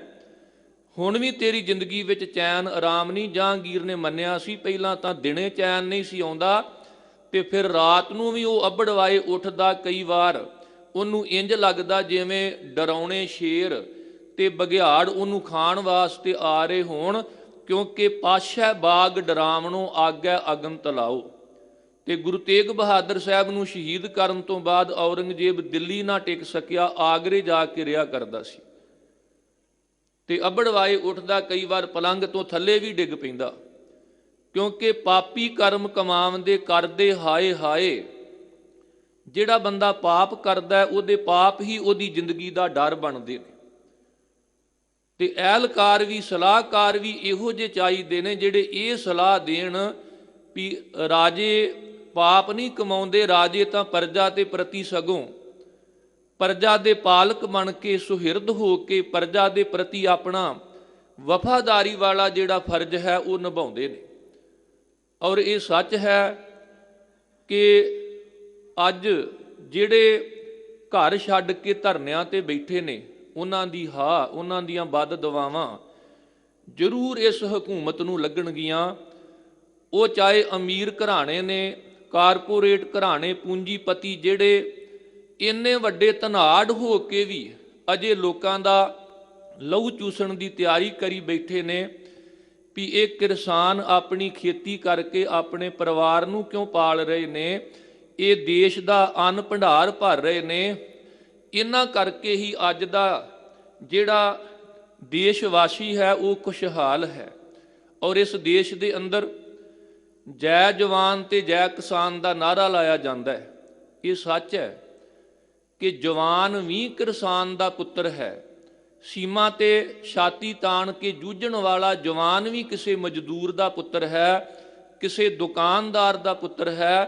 ਤੇ ਜੇ ਖੇਤੀ ਪ੍ਰਤੀ ਇਹ ਕਾਲੇ ਕਾਨੂੰਨ ਰੱਦ ਨਾ ਕੀਤੇ ਗਏ ਤੇ ਜਿੱਥੇ ਕਿਸਾਨ ਪ੍ਰਭਾਵਿਤ ਹੋਵੇਗਾ, ਮਜ਼ਦੂਰ ਪ੍ਰਭਾਵਿਤ ਹੋਵੇਗਾ, ਉੱਥੇ ਸਵੇਰੇ 9-10 ਵਜੇ ਆਪਣੀਆਂ ਦੁਕਾਨਾਂ ਖੋਲ ਕੇ ਜਿਹੜੇ ਉਡੀਕਦੇ ਨੇ ਨਾ ਵੀ ਕਦੋਂ ਸਾਡੀ ਦੁਕਾਨ ਤੇ ਗਾਹਕ ਆਵੇ, ਜਦੋਂ ਕਿਸਾਨੀ ਖਤਮ ਹੋ ਗਈ ਤੇ ਉਹਨਾਂ ਦਾ ਧੰਦਾ ਵੀ ਜਿਹੜਾ ਹੈ ਉਹ ਪ੍ਰਭਾਵਿਤ ਹੋਣਾ ਹੈ। ਇਸ ਕਰਕੇ ਕਿਹਦਾ ਦਿਲ ਕਰਦਾ ਹੈ ਕਿ ਇਸ ਠੰਡ ਦੇ ਮਹੀਨੇ ਵਿੱਚ ਸੁੱਖ ਆਰਾਮ ਛੱਡ ਕੇ ਜਾ ਕੇ ਉਹ ਧਰਨਿਆਂ ਦੇ ਵਿੱਚ ਬੈਠਣ, ਕਿਉਂਕਿ ਇੱਥੇ ਆਪਣੇ ਹੱਕ ਦੀ ਤੇ ਸੱਚ ਦੀ ਗੱਲ ਹੈ। ਤੇ ਆਪਣੇ ਹੱਕਾਂ ਦੀ ਮੰਗ ਕਰਨਾ ਕੋਈ ਵੱਖਵਾਦੀ ਜਾਂ ਕੋਈ ਹੋਰ ਕਿਸੇ ਤਰ੍ਹਾਂ ਦਾ ਕੋਈ ਗੁਨਾਹ ਨਹੀਂ ਹੈ। ਅੱਜ ਜਿਸ ਕੇਸਰੀ ਨਿਸ਼ਾਨ ਸਾਹਿਬ ਨੂੰ ਵੱਖਵਾਦੀ ਹੋਣ ਦਾ ਚਿੰਨ੍ਹ ਦੱਸਿਆ ਜਾ ਰਿਹਾ, ਇਹੀ ਕੇਸਰੀ ਨਿਸ਼ਾਨ ਸਾਹਿਬ ਹੈ ਕਿ ਜਦੋਂ ਮਿਲਟਰੀ ਬਾਰਡਰ ਵਾਲੇ ਪਾਸੇ ਕੂਚ ਕਰਦੀ ਹੈ ਤੇ ਜਿਸ ਗੱਡੀ ਦੇ ਅੰਦਰ ਧੰਨ ਗੁਰੂ ਗ੍ਰੰਥ ਸਾਹਿਬ ਜੀ ਦਾ ਪਾਵਨ ਸਰੂਪ ਹੁੰਦਾ ਹੈ, ਉਸ ਗੱਡੀ ਦੇ ਅੱਗੇ ਕੇਸਰੀ ਨਿਸ਼ਾਨ ਸਾਹਿਬ ਲੱਗਾ ਹੁੰਦਾ ਹੈ। ਪਰ ਕਦੇ ਕਿਸੇ ਨੇ ਕਿਹਾ ਸੀ ਵੀ ਬਾਰਡਰ ਤੇ ਫੌਜ ਚੱਲੀ ਹੈ ਤੇ ਕੇਸਰੀ ਨਿਸ਼ਾਨ ਸਾਹਿਬ ਕਿਉਂ? ਇਹ ਕੇਸਰੀ ਨਿਸ਼ਾਨ ਸਾਹਿਬ ਇਹ ਉਹ ਝੰਡਾ ਹੈ ਜਿਸ ਝੰਡੇ ਦੇ ਹੇਠ ਸਤਿਗੁਰਾਂ ਨੇ ਇੱਕੋ ਪੰਗਤ ਤੇ ਇੱਕੋ ਸੰਗਤ ਦਾ ਸਿਧਾਂਤ ਦਿੱਤਾ। ਜੇ ਕਦੇ ਕਿਸੇ ਫਰਿਆਦੀ ਨੇ ਆ ਕੇ ਇਸ ਨਿਸ਼ਾਨ ਸਾਹਿਬ ਦੇ ਅੱਗੇ ਖੜੋ ਕੇ ਖਾਲਸੇ ਪੰਥ ਦੇ ਅੱਗੇ ਅਰਜ਼ ਗੁਜ਼ਾਰੀ ਕਿ ਕਸੂਰ ਦੇ ਹਾਕਮਾਂ ਨੇ, ਬੱਸੀ ਪਠਾਣਾਂ ਦੇ ਹਾਕਮਾਂ ਨੇ ਸਾਡੇ ਡੋਲੇ ਖੋਹ ਲਏ ਨੇ, ਤੇ ਇਹੀ ਕੇਸਰੀ ਨਿਸ਼ਾਨ ਸਾਹਿਬ ਸੀ ਜਿਹੜਾ ਗੁਰੂ ਕੇ ਸਿੱਖ, ਗੁਰੂ ਕੇ ਸਾਹਿਬਜ਼ਾਦੇ ਆਪਣੇ ਹੱਥਾਂ ਵਿੱਚ ਪਕੜ ਕੇ ਜਾ ਕੇ ਜ਼ਾਲਮਾਂ ਨੂੰ ਸੋਧਦੇ ਤੇ ਭਾਰਤ ਵਰਸ਼ ਦੀਆਂ ਬਹੁ ਬੇਟੀਆਂ ਨੂੰ ਆਜ਼ਾਦ ਕਰਾਉਂਦੇ ਸਨ। ਅਹਿਮਦ ਸ਼ਾਹ ਅਬਦਾਲੀ ਤੇ ਨਾਦਰ ਸ਼ਾਹ ਦੁਰਾਨੀ ਦੇ ਸਮੇਂ ਵੀ ਜਦੋਂ ਇੱਥੋਂ ਦੀਆਂ ਬਹੁ ਬੇਟੀਆਂ ਨੂੰ ਗੁਲਾਮ ਬਣਾ ਕੇ ਲਿਜਾ ਕੇ ਗਜਨੀ ਦੇ ਬਾਜ਼ਾਰ ਵਿੱਚ ਟਕੇ ਟਕੇ ਵਿੱਚ ਵੇਚਿਆ ਜਾਂਦਾ ਸੀ, ਇੱਥੋਂ ਦੀਆਂ ਬਹੁ ਬੇਟੀਆਂ ਪੁਕਾਰ ਕਰਦੀਆਂ ਸਨ ਤੇ ਖਾਲਸਾਈ ਨਿਸ਼ਾਨ ਸਾਹਿਬ ਦੀ ਅਗਵਾਈ ਦੇ ਹੇਠ ਗੁਰੂ ਕਾ ਖਾਲਸਾ ਧਾਵਾ ਬੋਲਦਾ ਸੀ। ਇਸੇ ਕਰਕੇ ਕਿਸੇ ਕਵੀ ਨੇ ਲਿਖਿਆ, कभी नादर तुझसे डरता था, अबदाली भी खम खाता था, तब तुझको एक लगन थी दुखियां का दर्द बढ़ाने की। अकाल का नारा मारा तब गुरु गोबिंद सिंह के गाजी सिंहों ने, तब भय भीत होई और कांप उठी जो मानमती तुर्कानी थी। पंजाब के बोले शाहद हैं जिसमें लटक रही लीरें, उस भाग रहे दुरानी की ਪੁਸ਼ਾਕ ਜਹਾਂ ਉਲਝਾਨੀ ਥੀ। ਅੱਜ ਵੀ ਪੰਜਾਬ ਦੀ ਧਰਤੀ ਦੇ ਬੋਲੇ ਇਸ ਗੱਲ ਦੀ ਗਵਾਹੀ ਭਰਦੇ ਨੇ ਕਿ ਕਿਵੇਂ ਖਾਲਸਾਈ ਨਿਸ਼ਾਨ ਸਾਹਿਬ ਦੀ ਅਗਵਾਈ ਹੇਠ ਗੁਰੂ ਕੇ ਖਾਲਸੇ ਨੇ ਇਸ ਦੇਸ਼ ਦੀ ਪੱਤ ਨੂੰ, ਇੱਜ਼ਤ ਨੂੰ ਬਚਾਇਆ ਸੀ। ਤੇ ਜਦੋਂ ਕਿਤੇ ਪਾਰਲੀਮੈਂਟ ਜਾਂ ਲਾਲ ਕਿਲੇ ਤੇ ਤਿਰੰਗਾ ਝੰਡਾ ਝੁਲਦਾ ਵੇਖੋ ਤੇ ਲਾਲ ਕਿਲੇ ਦੇ ਬਿਲਕੁਲ ਨੇੜੇ ਗੁਰੂ ਤੇਗ ਬਹਾਦਰ ਸਾਹਿਬ ਦਾ ਸੀਸ ਗੰਜ ਹੈ ਚਾਂਦਨੀ ਚੌਂਕ ਵਿੱਚ, ਜਿੱਥੇ ਖਾਲਸਾਈ ਨਿਸ਼ਾਨ ਸਾਹਿਬ ਝੁੱਲ ਰਿਹਾ ਹੈ। ਪਾਰਲੀਮੈਂਟ ਦੇ ਸਾਹਮਣੇ ਗੁਰੂ ਤੇਗ ਬਹਾਦਰ ਸਾਹਿਬ ਦੇ ਜਿੱਥੇ ਧੜ ਦਾ ਸੰਸਕਾਰ ਕੀਤਾ ਗਿਆ ਗੁਰਦੁਆਰਾ ਰਕਾਬਗੰਜ ਸਾਹਿਬ ਖਾਲਸਾਈ ਨਿਸ਼ਾਨ ਸਾਹਿਬ ਝੁੱਲਦਾ ਹੈ। ਤੁਸੀਂ ਰਕਾਬਗੰਜ ਸਾਹਿਬ ਤੇ ਸੀਸਗੰਜ ਸਾਹਿਬ ਤੇ ਝੁੱਲਦੇ ਕੇਸਰੀ ਨਿਸ਼ਾਨ ਸਾਹਿਬ ਨੂੰ ਵੇਖ ਕੇ ਅਨੁਮਾਨ ਲਾ ਸਕਦੇ ਹੋ ਕਿ ਅੱਜ ਇਹਦੀ ਬਦੌਲਤ ਦਿੱਲੀ ਦੇ ਲਾਲ ਕਿਲੇ ਤੇ ਦਿੱਲੀ ਦੀ ਪਾਰਲੀਮੈਂਟ ਤੇ ਤਿਰੰਗਾ ਝੰਡਾ ਝੁੱਲਦਾ ਹੈ, ਕਿਉਂਕਿ ਖਾਲਸਾਈ ਨਿਸ਼ਾਨ ਸਾਹਿਬ, ਕੇਸਰੀ ਨਿਸ਼ਾਨ ਸਾਹਿਬ ਉਹ ਹੈ ਜਿਨ੍ਹਾਂ ਇਸ ਦੇਸ਼ ਦੀ ਆਜ਼ਾਦੀ ਦੇ ਵਿੱਚ ਬੜਾ ਵੱਡਾ ਯੋਗਦਾਨ ਪਾਇਆ। ਜੇ ਧੰਨ ਗੁਰੂ ਗੋਬਿੰਦ ਸਿੰਘ ਮਹਾਰਾਜ 9 ਸਾਲ ਦੀ ਉਮਰ ਸੀ ਨਾ, ਤੇ 9 ਸਾਲ ਦਾ ਬੱਚਾ ਕਈ ਵਾਰ ਪਿਤਾ ਦੇ ਅੱਗੇ ਹੋ ਕੇ ਲੱਤਾਂ ਨੂੰ ਚਿੰਬੜ ਜਾਂਦਾ ਤੇ ਪੁੱਛਦਾ, ਪਿਤਾ ਜੀ ਜਿੱਧਰ ਤੁਸੀਂ ਚੱਲੇ ਹੋ ਆਓਗੇ ਕਦੋਂ? ਤੇ ਪਤਾ ਸੀ ਬਾਲਕ ਗੋਬਿੰਦ ਰਾਏ ਨੂੰ ਜਿੱਧਰ ਗੁਰੂ ਤੇਗ ਬਹਾਦਰ ਸਾਹਿਬ ਚੱਲੇ ਨੇ, ਇੱਧਰ ਚੱਲੇ ਜ਼ਰੂਰ ਨੇ ਪਰ ਪਰਤ ਕੇ ਵਾਪਸ ਨਹੀਂ ਆਉਣਾ। ਜੇ ਚਾਹੁੰਦੇ ਤੇ ਗੁਰੂ ਤੇਗ ਬਹਾਦਰ ਸਾਹਿਬ ਦੇ ਕਦਮਾਂ ਨੂੰ ਰੋਕ ਸਕਦੇ ਸਨ। ਪਿਤਾ ਜੀ ਤੁਸੀਂ ਜਿਨ੍ਹਾਂ ਲਈ ਸ਼ਹੀਦ ਹੋਣ ਚੱਲੇ ਹੋ ਉਹਨਾਂ ਨਾਲ ਆਪਣਾ ਕੀ ਸੰਬੰਧ ਹੈ, ਮੈਂ ਯਤੀਮ ਹੋ ਜਾਵਾਂਗਾ। ਪਰ ਪਤਾ ਸੀ ਬਾਲਕ ਗੋਬਿੰਦ ਰਾਏ ਨੂੰ ਕਿ ਜੇ ਮੈਂ ਆਪਣੇ ਆਪ ਨੂੰ ਯਤੀਮ ਹੋਣ ਤੋਂ ਬਚਾ ਲਿਆ ਤੇ ਕੱਲ ਨੂੰ ਔਰੰਗਜ਼ੇਬ ਉਹਨੇ ਲੱਖਾਂ ਬੱਚੇ ਯਤੀਮ ਕਰ ਦੇਣੇ ਨੇ। ਧੰਨ ਗੁਰੂ ਗੋਬਿੰਦ ਸਿੰਘ ਮਹਾਰਾਜ ਜੀ ਨੇ ਇਹ ਪਰ ਉਪਕਾਰ ਕੀਤਾ ਤੇ ਤਾਂ ਅੱਜ ਇਸ ਦੇਸ਼ ਦੀ ਇੱਜ਼ਤ ਤੇ ਆਬਰੂ ਆਨ ਸ਼ਾਨ ਕਾਇਮ ਹੈ। ਨਹੀਂ ਤੇ ਕਵੀ ਸੰਤੋਖ ਸਿੰਘ ਹੋਣਾ ਸੂਰਜ ਪ੍ਰਕਾਸ਼ ਵਿੱਚ ਲਿਖਿਆ, ਛਾਏ ਜਾਤੀ ਏਕਤਾ ਅਨੇਕਤਾ ਵਲਾਏ ਜਾਤੀ ਹੋਵਤੀ ਕੁਚੀਲਤਾ ਕਤੇਬਨ ਕੁਰਾਨ ਕੀ ਪਾਪ ਹੀ ਪਰਪੱਕ ਜਾਤੇ ਧਰਮ ਤਸਕ ਜਾਤੇ ਵਰਨ ਗਰਕ ਜਾਤੇ ਸਹਿਤ ਵਿਧਾਨ ਕੀ ਦੇਵੀ ਦੇਵਾ ਦੇਹਰਾ ਸੰਤੋਖ ਸਿੰਘਾ ਦੂਰ ਹੋਤੇ ਮਿਟ ਜਾਤੀ ਰੀਤ ਕਥਾ ਬੇਦਨ ਪੁਰਾਨ ਕੀ ਸ਼੍ਰੀ ਗੁਰੂ ਗੋਬਿੰਦ ਸਿੰਘ ਪਾਵਨ ਪਵਨ ਸੂਰ ਮੂਰਤ ਨਾ ਹੋਤੀ ਜੋ ਪੈ ਕਰੁਣਾ ਨਿਦਾਨ ਕੀ। ਇਹ ਆ ਸਤਿਗੁਰਾਂ ਦੇ ਪਰਉਪਕਾਰ, ਇਹ ਹੈ ਉਸ ਖਾਲਸਾਈ ਨਿਸ਼ਾਨ ਸਾਹਿਬ ਦੀਆਂ ਬਰਕਤਾਂ ਜਿਹਦੀ ਅਗਵਾਈ ਹੇਠ ਫਿਰਕਾ ਪ੍ਰਸਤੀ ਨਹੀਂ ਸਗੋਂ ਦੇਸ਼ ਦੀ ਆਜ਼ਾਦੀ ਲਈ ਜੂਝਿਆ ਗਿਆ। ਇੱਥੇ ਮਨੁੱਖਤਾ ਦੀ ਆਜ਼ਾਦੀ ਵਾਸਤੇ ਯਤਨ ਕੀਤੇ ਗਏ, ਮਨੁੱਖੀ ਹੱਕਾਂ ਤੇ ਸੱਚਾ ਹੱਕ ਤੇ ਸੱਚ ਦੀ ਖਾਤਰ ਲੜਨ ਵਾਸਤੇ ਇਸ ਨਿਸ਼ਾਨ ਸਾਹਿਬ ਦੀ ਅਗਵਾਈ ਨੂੰ ਕਬੂਲਿਆ ਗਿਆ। ਔਰ ਸੱਚ ਹੈ ਕਿ ਜਦੋਂ ਸਾਡੀ ਜ਼ਿੰਦਗੀ ਦੇ ਵਿੱਚ ਇਹ ਗਾਫਲਤਾ ਆਉਂਦੀ ਹੈ, ਅਸੀਂ ਸੱਚੇ ਰੱਬ ਤਾਲੋਂ ਟੁੱਟ ਜਾਂਦੇ ਆ ਨਾ, ਤੇ ਗੁਰੂ ਤੇਗ ਬਹਾਦਰ ਸਾਹਿਬ ਜੀ ਨੇ ਫਿਰ ਸਾਡੀ ਹਾਲਤ ਨੂੰ ਬਿਆਨ ਕੀਤਾ, ਸਾਧੋ ਇਹ ਜਗ ਭਰਮ ਭੁਲਾਨਾ ਰਾਮ ਨਾਮ ਕਾ ਸਿਮਰਨ ਛੋੜਿਆ ਮਾਇਆ ਹਾਥ ਬਿਕਾਨਾ। ਇਹ ਜਗਤ ਭਰਮ ਭੁਲੇਖਿਆਂ ਵਿੱਚ ਭੁੱਲ ਗਿਆ, ਮੋਹ ਮਾਇਆ ਦੇ ਹੱਥਾਂ ਵਿੱਚ ਵਿਕ ਗਿਆ, ਭਾਵ ਇਹ ਗਾਫਲਪੁਣੇ ਵਿੱਚ ਆ ਗਿਆ। ਇਹਦੀ ਜ਼ਿੰਦਗੀ ਵਿੱਚ ਹੰਕਾਰ ਹੈ, ਇਹਦੀ ਜ਼ਿੰਦਗੀ ਵਿੱਚ ਮੂਰਖਤਾ ਹੈ। ਤੇ ਜਦੋਂ ਜ਼ਿੰਦਗੀ ਵਿੱਚ ਹੰਕਾਰ ਆਉਂਦਾ, ਮੂਰਖਤਾ ਆਉਂਦੀ ਹੈ, ਤੇ ਸਤਿਗੁਰੂ ਸਾਨੂੰ ਸੁਚੇਤ ਕਰਦੇ ਨੇ, ਹੰਕਾਰ ਭਾਵੇਂ ਤਨ ਦਾ ਹੋਵੇ, ਧਨ ਦਾ ਹੋਵੇ, ਰਾਜ ਭਾਗ ਦਾ ਹੋਵੇ, ਨਹੀਂ ਕਰਨਾ। ਕਬੀਰ ਗਰਬ ਨਾ ਕੀਜੀਐ ਦੇਹੀ ਦੇਖ ਸੁਰੰਗ ਆਜ ਕਾਲ ਤਜ ਜਾਓਗੇ ਕਾਂਚਰੀ ਭੁਯੰਗ। ਕਿੱਥੇ ਆ ਉਹ ਹੰਕਾਰੀ ਰਾਜੇ, ਮੇਰੀ ਮੇਰੀ ਕੈਰੋਂ ਕਰਤੇ ਦੁਰਜੋਧਨ ਸੇ ਭਾਈ 12 ਜੋਜਨ ਛਤਰ ਚਲੇ ਥਾ ਦੇਹੀ ਗਿਰਜਨ ਖਾਈ। ਸਰਬ ਸੋਇਨ ਕੀ ਲੰਕਾ ਹੋਤੀ ਰਾਵਣ ਸੇ ਅਧਿਕਾਈ ਕਹਾਂ ਪਇਓ ਦਰ ਬਾਂਧੇ ਹਾਥੀ ਖਿਨ ਮੈਂ ਭਈ ਪਰਾਈ। ਔਰ ਗੁਰੂ ਕਲਗੀਧਰ ਪਾਤਸ਼ਾਹ ਨੇ ਔਰੰਗਜ਼ੇਬ ਨੂੰ ਲਿਖੇ ਜਫਰਨਾਮੇ ਵਿੱਚ ਸੁਚੇਤ ਕੀਤਾ ਸੀ, ਤੁਰਾਗਰ ਨਜ਼ਰ ਹਸਤ ਲਸ਼ਕਰ ਵਾ ਜਰ ਕੇ ਮਹਾਰਾ ਨਿਗਾ ਅਸਤ ਜਜਦਾ ਸ਼ੁਕਰ। ਤੇਰੇ ਤੇ ਮੇਰੇ ਵਿੱਚ ਹੀ ਫਰਕ ਹੈ, ਤੈਨੂੰ ਰਾਜ ਭਾਗ ਦਾ ਹੰਕਾਰ ਹੈ, ਪਰ ਮੈਂ ਸਦਾ ਉਸ ਅੱਲਾਹ ਤਾਲਾ ਖੁਦਾ ਉਸ ਵਾਹਿਗੁਰੂ ਦੇ ਸ਼ੁਕਰਾਨੇ ਵਿੱਚ ਜੁੜਿਆ ਹੋਇਆ ਹਾਂ। ਹੁਣ ਹੰਕਾਰ ਜ਼ਿੰਦਗੀ ਵਿੱਚ ਆਵੇ ਤੇ ਹੰਕਾਰ ਮਨੁੱਖ ਨੂੰ ਮੂਰਖ ਬਣਾ ਦਿੰਦਾ ਹੈ। ਸਭ ਕਹਿੰਦੇ ਜਿਸ ਕੈ ਅੰਤਰ ਰਾਜ ਅਭਿਮਾਨ ਸੋ ਨਰਕ ਪਾਤੀ ਹੋਵਤ ਸੁਆਨ। ਜਿਹਦੇ ਅੰਦਰ ਰਾਜ ਭਾਗ ਦਾ ਹੰਕਾਰ ਹੈ ਨਾ, ਵੀ ਮੈਂ ਸਭ ਕੁਝ ਕਰ ਸਕਦਾ, ਮੈਂ ਲੋਕਾਂ ਤੇ ਜ਼ੁਲਮ ਕਰ ਸਕਦਾ, ਮਨੁੱਖ ਦੀ ਜ਼ਿੰਦਗੀ ਵਿੱਚੋਂ ਫਿਰ ਦੀਨ ਧਰਮ ਖਤਮ ਹੋ ਜਾਂਦੇ ਨੇ। ਇੱਕ ਤੇ ਦੀਨ ਧਰਮ ਹੋਇਆ ਨਾ ਕਿ ਮਨੁੱਖ ਕਿਹੜੇ ਧਰਮ ਨਾਲ ਸੰਬੰਧਿਤ ਹੈ। ਇੱਕ ਦੀਨ ਹੁੰਦਾ ਕਿ ਮਨੁੱਖ ਦਾ ਫਰਜ਼ ਕੀ ਬਣਦਾ ਹੈ।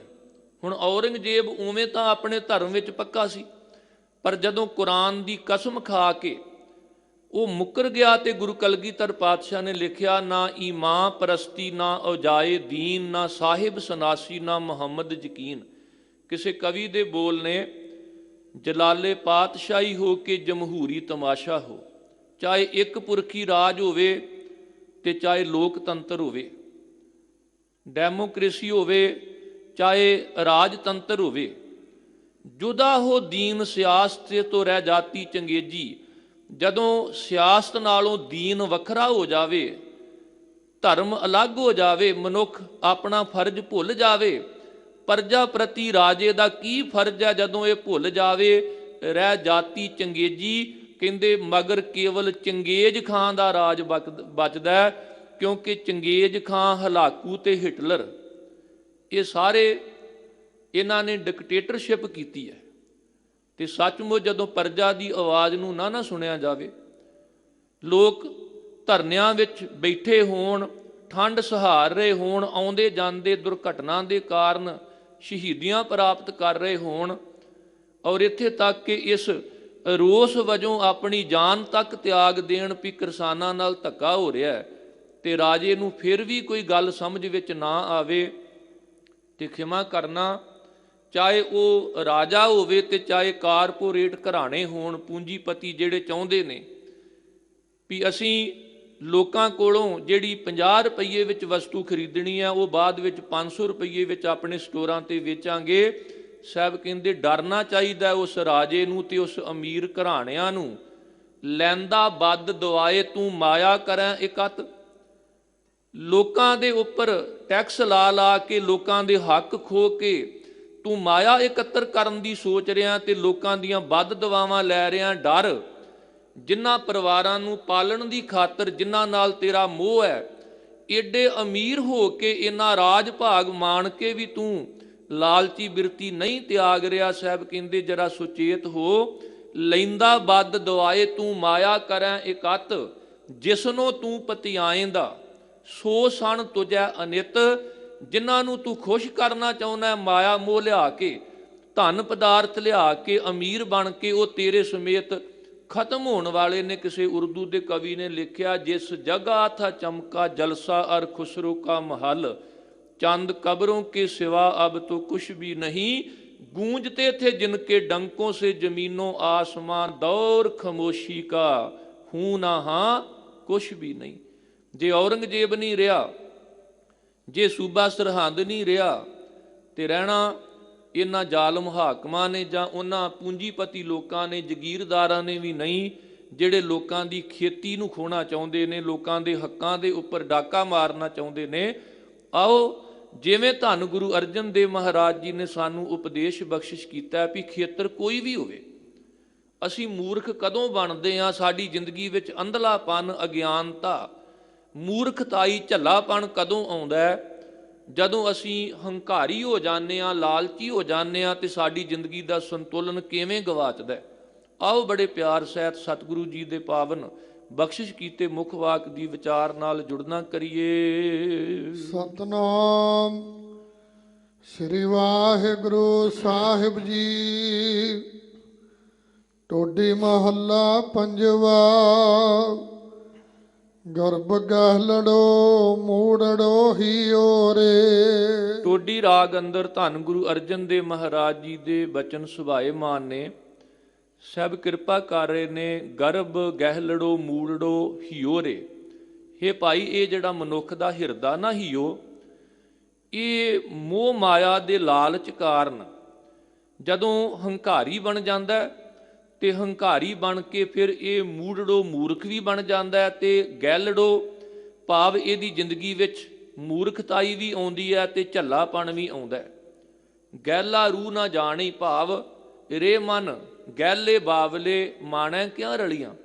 ਹੇ ਮੂਰਖ ਮਨਾ, ਕਦੇ ਸੋਚ ਕੇ ਵੇਖ ਕਿ ਸੰਗ ਨਾ ਚਾਲਸ ਤੇਰਾ ਧਨਾ, ਤੂੰ ਕਿਆ ਲਪਟਾਵੇਂ ਮੂਰਖ ਮਨਾ। ਇਹ ਮੂਰਖਤਾਈ, ਇਹ ਹੰਕਾਰ, ਇਹ ਝੱਲਾਪਣ ਜਿਹੜਾ ਹੈ, ਇਹ ਮਨੁੱਖ ਦੀ ਜ਼ਿੰਦਗੀ ਵਿੱਚ ਆ ਕੇ ਮਨੁੱਖ ਨੂੰ ਲੋਭ ਲਾਲਚ ਵਿੱਚ ਇਵੇਂ ਫਸਾ ਦਿੰਦਾ ਹੈ।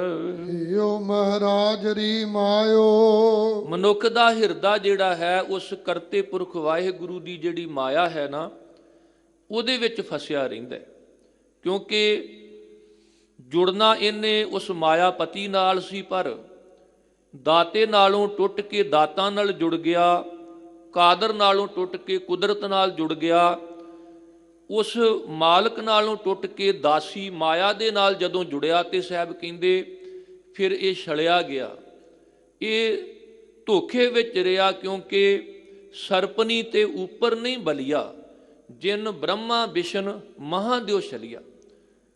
ਔਰ ਇਹਦਾ ਹੰਕਾਰ ਇੰਨਾ ਹੈ ਕਿ ਜਰ ਸਿਕੰਦਰ ਨੇ ਜਮਾ ਕਰ ਜੂੰ ਕਹਿ ਦਿਆ ਮੈਂ ਹੂੰ ਖੁਦਾ। ਇੰਨਾ ਡਿਕਟੇਟਰਸ਼ਿਪ ਕਿ ਸਿਕੰਦਰ ਕਹਿਣ ਲੱਗਾ ਵੀ ਖੁਦਾ ਹਾਂ ਮੈਂ, ਐਲਾਨ ਕਰ ਦਿੱਤਾ ਖੁਦਾ ਹੋਣ ਦਾ। ਪਰ ਕਹਿੰਦੇ ਵਕਤ ਪੜਨੇ ਪਰ ਕਜਾ ਕਾ ਸਭ ਹੋਣੇ ਲੱਗੇ ਜੁਦਾ, ਸਭ ਮੁਲਕ ਜੁਨਾਨ ਕੇ ਹਿਕਮਤ ਗਰੋਂ ਸੇ ਜੂੰ ਕਹਾ ਗਰ ਹੋ ਸਕੇ। ਕਹਿਣ ਲੱਗੇ ਇਹਨਾਂ ਵਿੱਚੋਂ ਕੋਈ ਵਫਾਦਾਰ ਬਣੇ, ਕੋਈ ਹੈ ਮੌਤ ਕੀ ਦਵਾ, ਮੌਤ ਤੋਂ ਬਚਣ ਵਾਸਤੇ ਕੋਈ ਇਹਨਾਂ ਪਾਸ ਕੋਈ ਦਵਾਈ ਹੋਵੇ, ਕੋਈ ਇਲਾਜ ਹੋਵੇ। ਪਰ ਜਦੋਂ ਸਾਰਿਆਂ ਨੇ ਸਿਰ ਫੇਰ ਦਿੱਤਾ ਤੇ ਅਖੀਰ ਤੇ ਉਹ ਝੱਲਾ ਬੌਰਾ ਰਾਜਾ ਦੌਲਤ ਕਾ ਢੇਰ ਹੱਥ ਤੇ ਲਗਾ ਕੇ ਦੌਲਤ ਨੂੰ ਪੁੱਛਣ ਲੱਗਾ ਕਿ ਅਗਰ ਹੋ ਸਕੇ ਤੇ ਅੱਜ ਤੂੰ ਹੀ ਮੈਨੂੰ ਬਚਾ। ਤੇ ਉਹਨੇ ਵੀ ਇਨਕਾਰ ਕਰ ਦਿੱਤਾ, ਕਹਿੰਦੀ ਮੈਂ ਇਹੋ ਜੀ ਇਸਤਰੀ ਹਾਂ ਵੀ ਜਿਹਦਾ ਖਸਮ ਮਰੇ ਤੇ ਮੈਂ ਰੋਂਦੀ ਨਹੀਂ। ਮੇਰੇ ਮਾਲਕ ਤਾਂ ਹੋਰ ਬਣ ਲਈ ਪਹਿਲਾਂ ਹੀ ਕਮਰ ਕੱਸੇ ਤਿਆਰ ਕਰਕੇ ਬੈਠੇ ਹੁੰਦੇ ਨੇ। ਖਸਮ ਮਰੈ ਤੋ ਨਾਰ ਨਾ ਰੋਵੈ, ਉਸ ਰਖਵਾਰੋ ਔਰੋ ਹੋਵੈ। ਉਸ ਉਰਦੂ ਦੇ ਕਵੀ ਨੇ ਲਿਖਿਆ, ਕਹਿਣ ਲੱਗੇ ਢੇਰ ਦੌਲਤ ਕਾ ਲਗਾ ਕਰ ਹਾਥ ਮੇਂ ਲੇਕਰ ਜੂੰ ਕਹਿਣੇ ਲਗਾ ਗਰ ਹੋ ਸਕੇ ਆਜ ਤੂੰ ਹੀ ਮੁਝੇ ਬਚਾ। ਤੇ ਜਦੋਂ ਸਾਰਿਆਂ ਪਾਸਿਆਂ ਤੋਂ ਇਨਕਾਰ ਹੋ ਗਿਆ ਤੇ ਸਿਕੰਦਰ ਨੂੰ ਉਦੋਂ ਸਮਝ ਆਈ, ਚਲਤੇ ਵਕਤ ਜੂੰ ਕਹਿਣੇ ਲੱਗੇ ਜਨਾਜੇ ਪਰ ਮੇਰੇ ਹਾਥ ਖਾਲੀ ਹੋ ਖਫਨ ਸੇ ਬਾਹਰ। और सिकंदर का जनाजा कूचा कूचा में फिरे ताकि सब को बाखबर कर दे जे आखिरी समा। कि जिस राज भाग दे नशे विच जुल्म कीते गए, पाप कीते गए, धन पदार्थ कतर कीते गए, आखिरी समय सिकंदर भी खाली हथ संसार तो तुर गया। सब कृपा करते ने गर्भ गैलड़ो मूड़ो हियो रे, हियो महाराज री मायो। उस महाराज अकाल पुरख की माया नाल मनुख का हिरदा इवें जुड़िया रहिंदा है। हर न्याई मोहे फाक्यो रे, मछी की तरह मोह दे विच ये हमेशा फसिया रहिंदा है, भाव उधरों निकलण लई तैयार नहीं। इनू एक खिन जिन्ना समा भी समझ नहीं आउंदी। जदों जिंदगी विच माया का प्रभाव पैंदा है ना, ਤੇ ਚਾਹੇ ਉਹ ਅਮੀਰ ਘਰਾਣੇ ਹੋਣ, ਕਾਰਪੋਰੇਟ ਘਰਾਣੇ, ਪੂੰਜੀਪਤੀ, ਤੇ ਚਾਹੇ ਰਾਜ ਭਾਗ ਦਾ ਮਾਲਕ ਹੋਵੇ, ਸਭ ਕਹਿੰਦੇ ਦੋਵਾਂ ਕੋਲੋਂ ਹੀ ਇਹ ਮਾਇਆ ਜਿਹੜੀ ਹੈ ਇਹ ਉਹਨਾਂ ਕੋਲੋਂ ਕੰਨ ਵੀ ਖੋਹ ਲੈਂਦੀ ਆ ਤੇ ਅੱਖਾਂ ਵੀ ਖੋਹ ਲੈਂਦੀ ਹੈ। ਮਾਇਆ ਧਾਰੀ ਅਤ ਅੰਨਾ ਬੋਲਾ, ਉਹਨੂੰ ਨਹੀਂ ਦਿਸਦਾ ਵੀ ਕੀ ਹੋ ਰਿਹਾ, ਉਹ ਫਿਰ ਸੁਣਦਾ ਵੀ ਨਹੀਂ। ਮਾਇਆ ਧਾਰੀ ਅਤ ਅੰਨਾ ਬੋਲਾ, ਸ਼ਬਦ ਨਾ ਸੁਣੀ ਬਹੁ ਰੋਲ ਘਝੋਲਾ। ਜੋ ਉਹਨੇ ਵੇਖਣਾ ਹੁੰਦਾ, ਜੋ ਉਹਨੇ ਸੁਣਨਾ ਹੁੰਦਾ, ਉਹਦੇ ਕੰਨ ਵੀ ਮਾਇਆ ਖੋਹ ਲੈਂਦੀ ਆ, ਉਹਦੀਆਂ ਅੱਖਾਂ ਵੀ ਖੋਹ ਲੈਂਦੀ ਆ। ਉਹ ਅੱਤ ਦਾ ਅੰਨਾ ਤੇ ਬੋਲਾ ਬਣ ਜਾਂਦਾ ਹੈ। ਭਾਵ ਉਹ ਪ੍ਰਜਾ ਦੇ ਦੁੱਖ ਨੂੰ ਸਮਝਦਾ ਨਹੀਂ ਹੈ। ਭਾਈ ਗੁਰਦਾਸ ਜੀ ਕਹਿੰਦੇ ਜੈਸੇ ਰਾਜਾ ਧਰਮ ਸਰੂਪ ਰਾਜਨੀਤੀ ਵਿਖੈ, ਤਾਂਕੇ ਗਾਉਂ ਪ੍ਰਜਾ ਬਸਤ ਸੁਖ ਪਾਏ ਕੈ।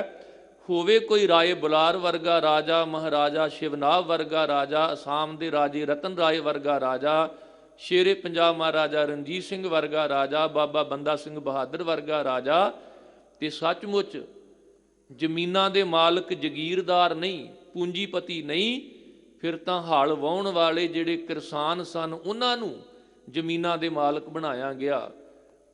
ਤੇ ਅੱਜ ਹਲ ਵਾਹੁਣ ਵਾਲੇ, ਖੇਤੀ ਕਰਨ ਵਾਲਿਆਂ ਤੋਂ ਹੱਕ ਖੋਣ ਦੀ ਤਿਆਰੀ ਜਿਹੜੀ ਆ ਉਹ ਕੀਤੀ ਜਾ ਰਹੀ ਹੈ। ਤੇ ਗੁਰੂ ਤੇਗ ਬਹਾਦਰ ਸਾਹਿਬ ਜੀ ਦੇ ਬਚਨ ਨੇ, ਛਿਨ ਮੈਂ ਰਾਓ ਰੰਕ ਕੋ ਕਰੀ, ਰਾਓ ਰੰਕ ਕਰ ਡਾਰੇ, ਰੀਤੇ ਭਰੇ ਭਰੇ ਸਖਨਾਵੇਂ, ਜਿਹ ਤਾਂਕੋ ਵਿਵਹਾਰੈ।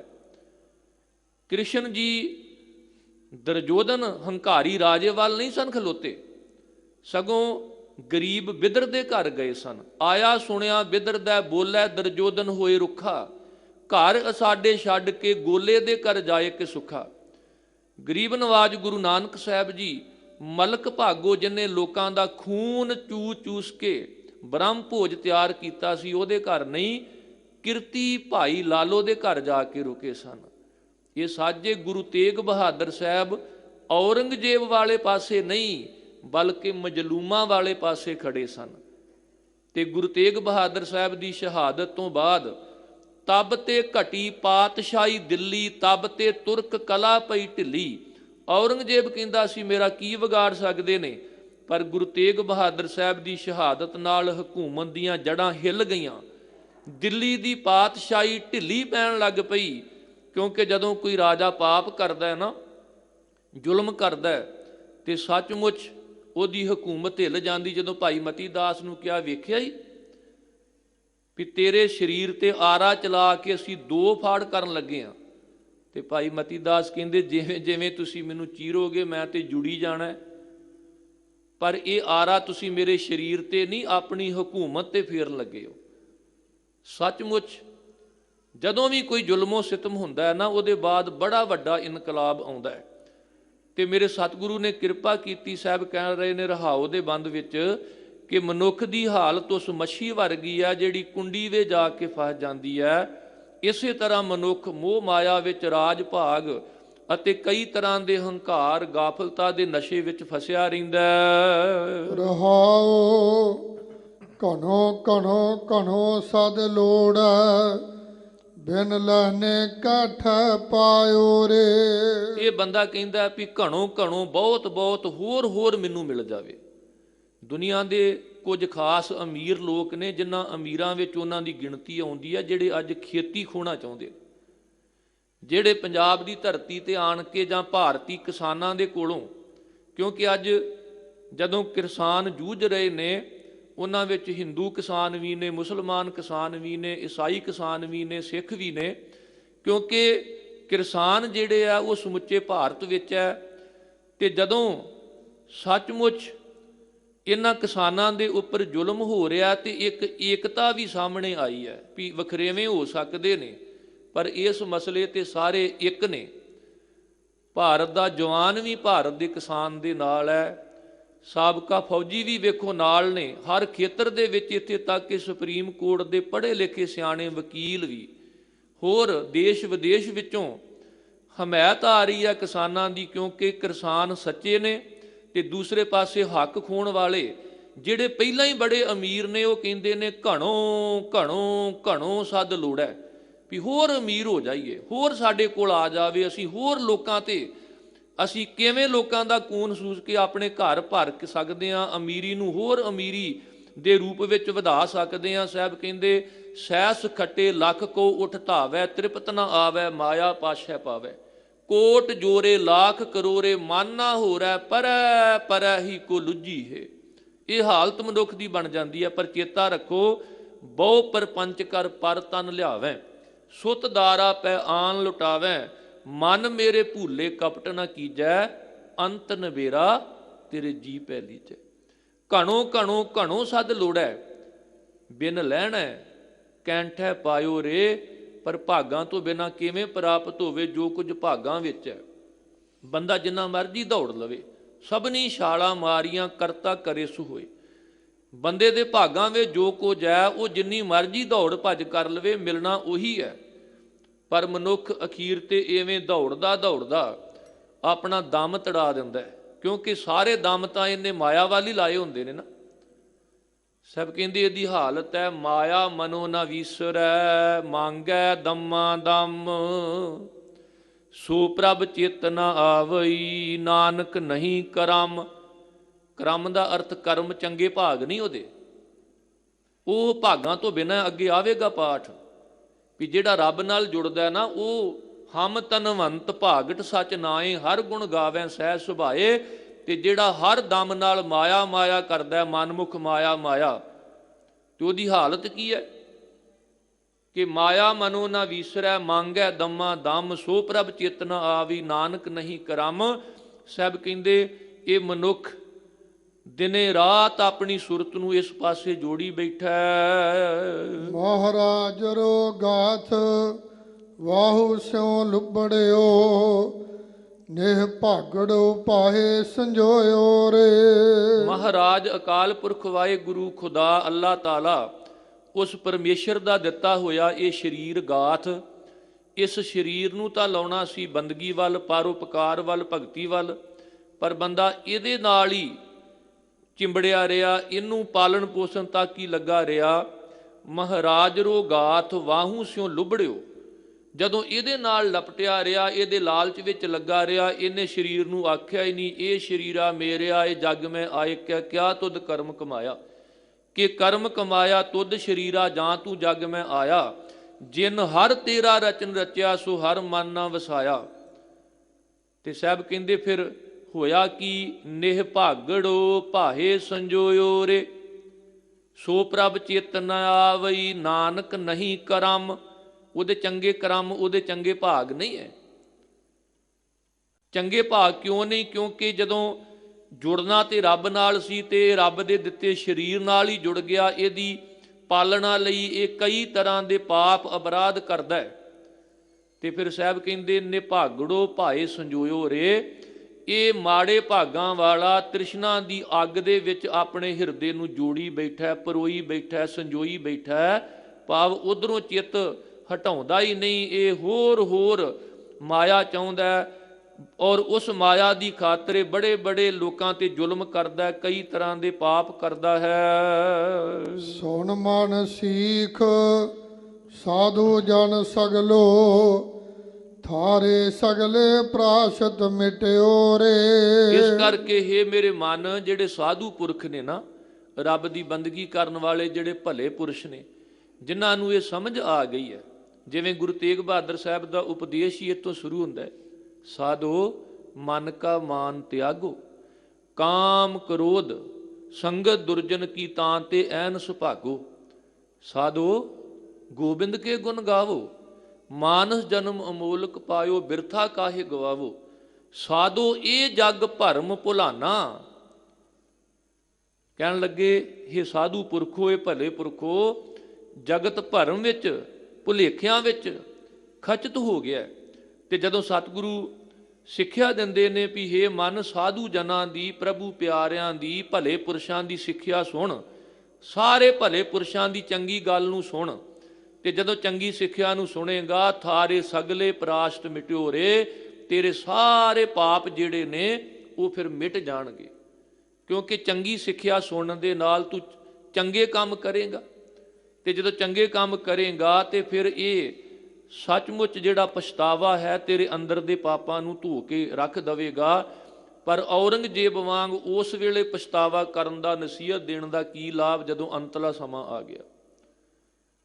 ਨਹੀਂ, ਰਾਜ ਭਾਗ ਮਾਣਦਾ ਹੋਇਆ, ਧਨ ਪਦਾਰਥ ਮਾਣਦਾ ਹੋਇਆ, ਫਿਰ ਉਦੋਂ ਪਛਤਾਵਾ ਕਰ, ਉਦੋਂ ਇਸ ਸਿੱਖਿਆ ਨੂੰ ਹਿਰਦੇ ਦੇ ਵਿੱਚ ਵਸਾ, ਤਾਂ ਤੇਰੀ ਪਾਪਾਂ ਤੋਂ ਛੁਟਕਾਰਾ ਹੋ ਸਕਦਾ। ਉਵੇਂ ਤਾਂ ਮੁਕਤ ਪੰਥ ਜਾਣਿਓ ਤੈ ਨਾਹਨ, ਧਨ ਜੋਰਨ ਕੋ ਧਾਇਆ, ਅੰਤ ਸੰਗ ਕਾਹੂ ਨਹੀਂ ਦੀਨਾ, ਬਿਰਥਾ ਆਪ ਬੰਧਾਇਆ।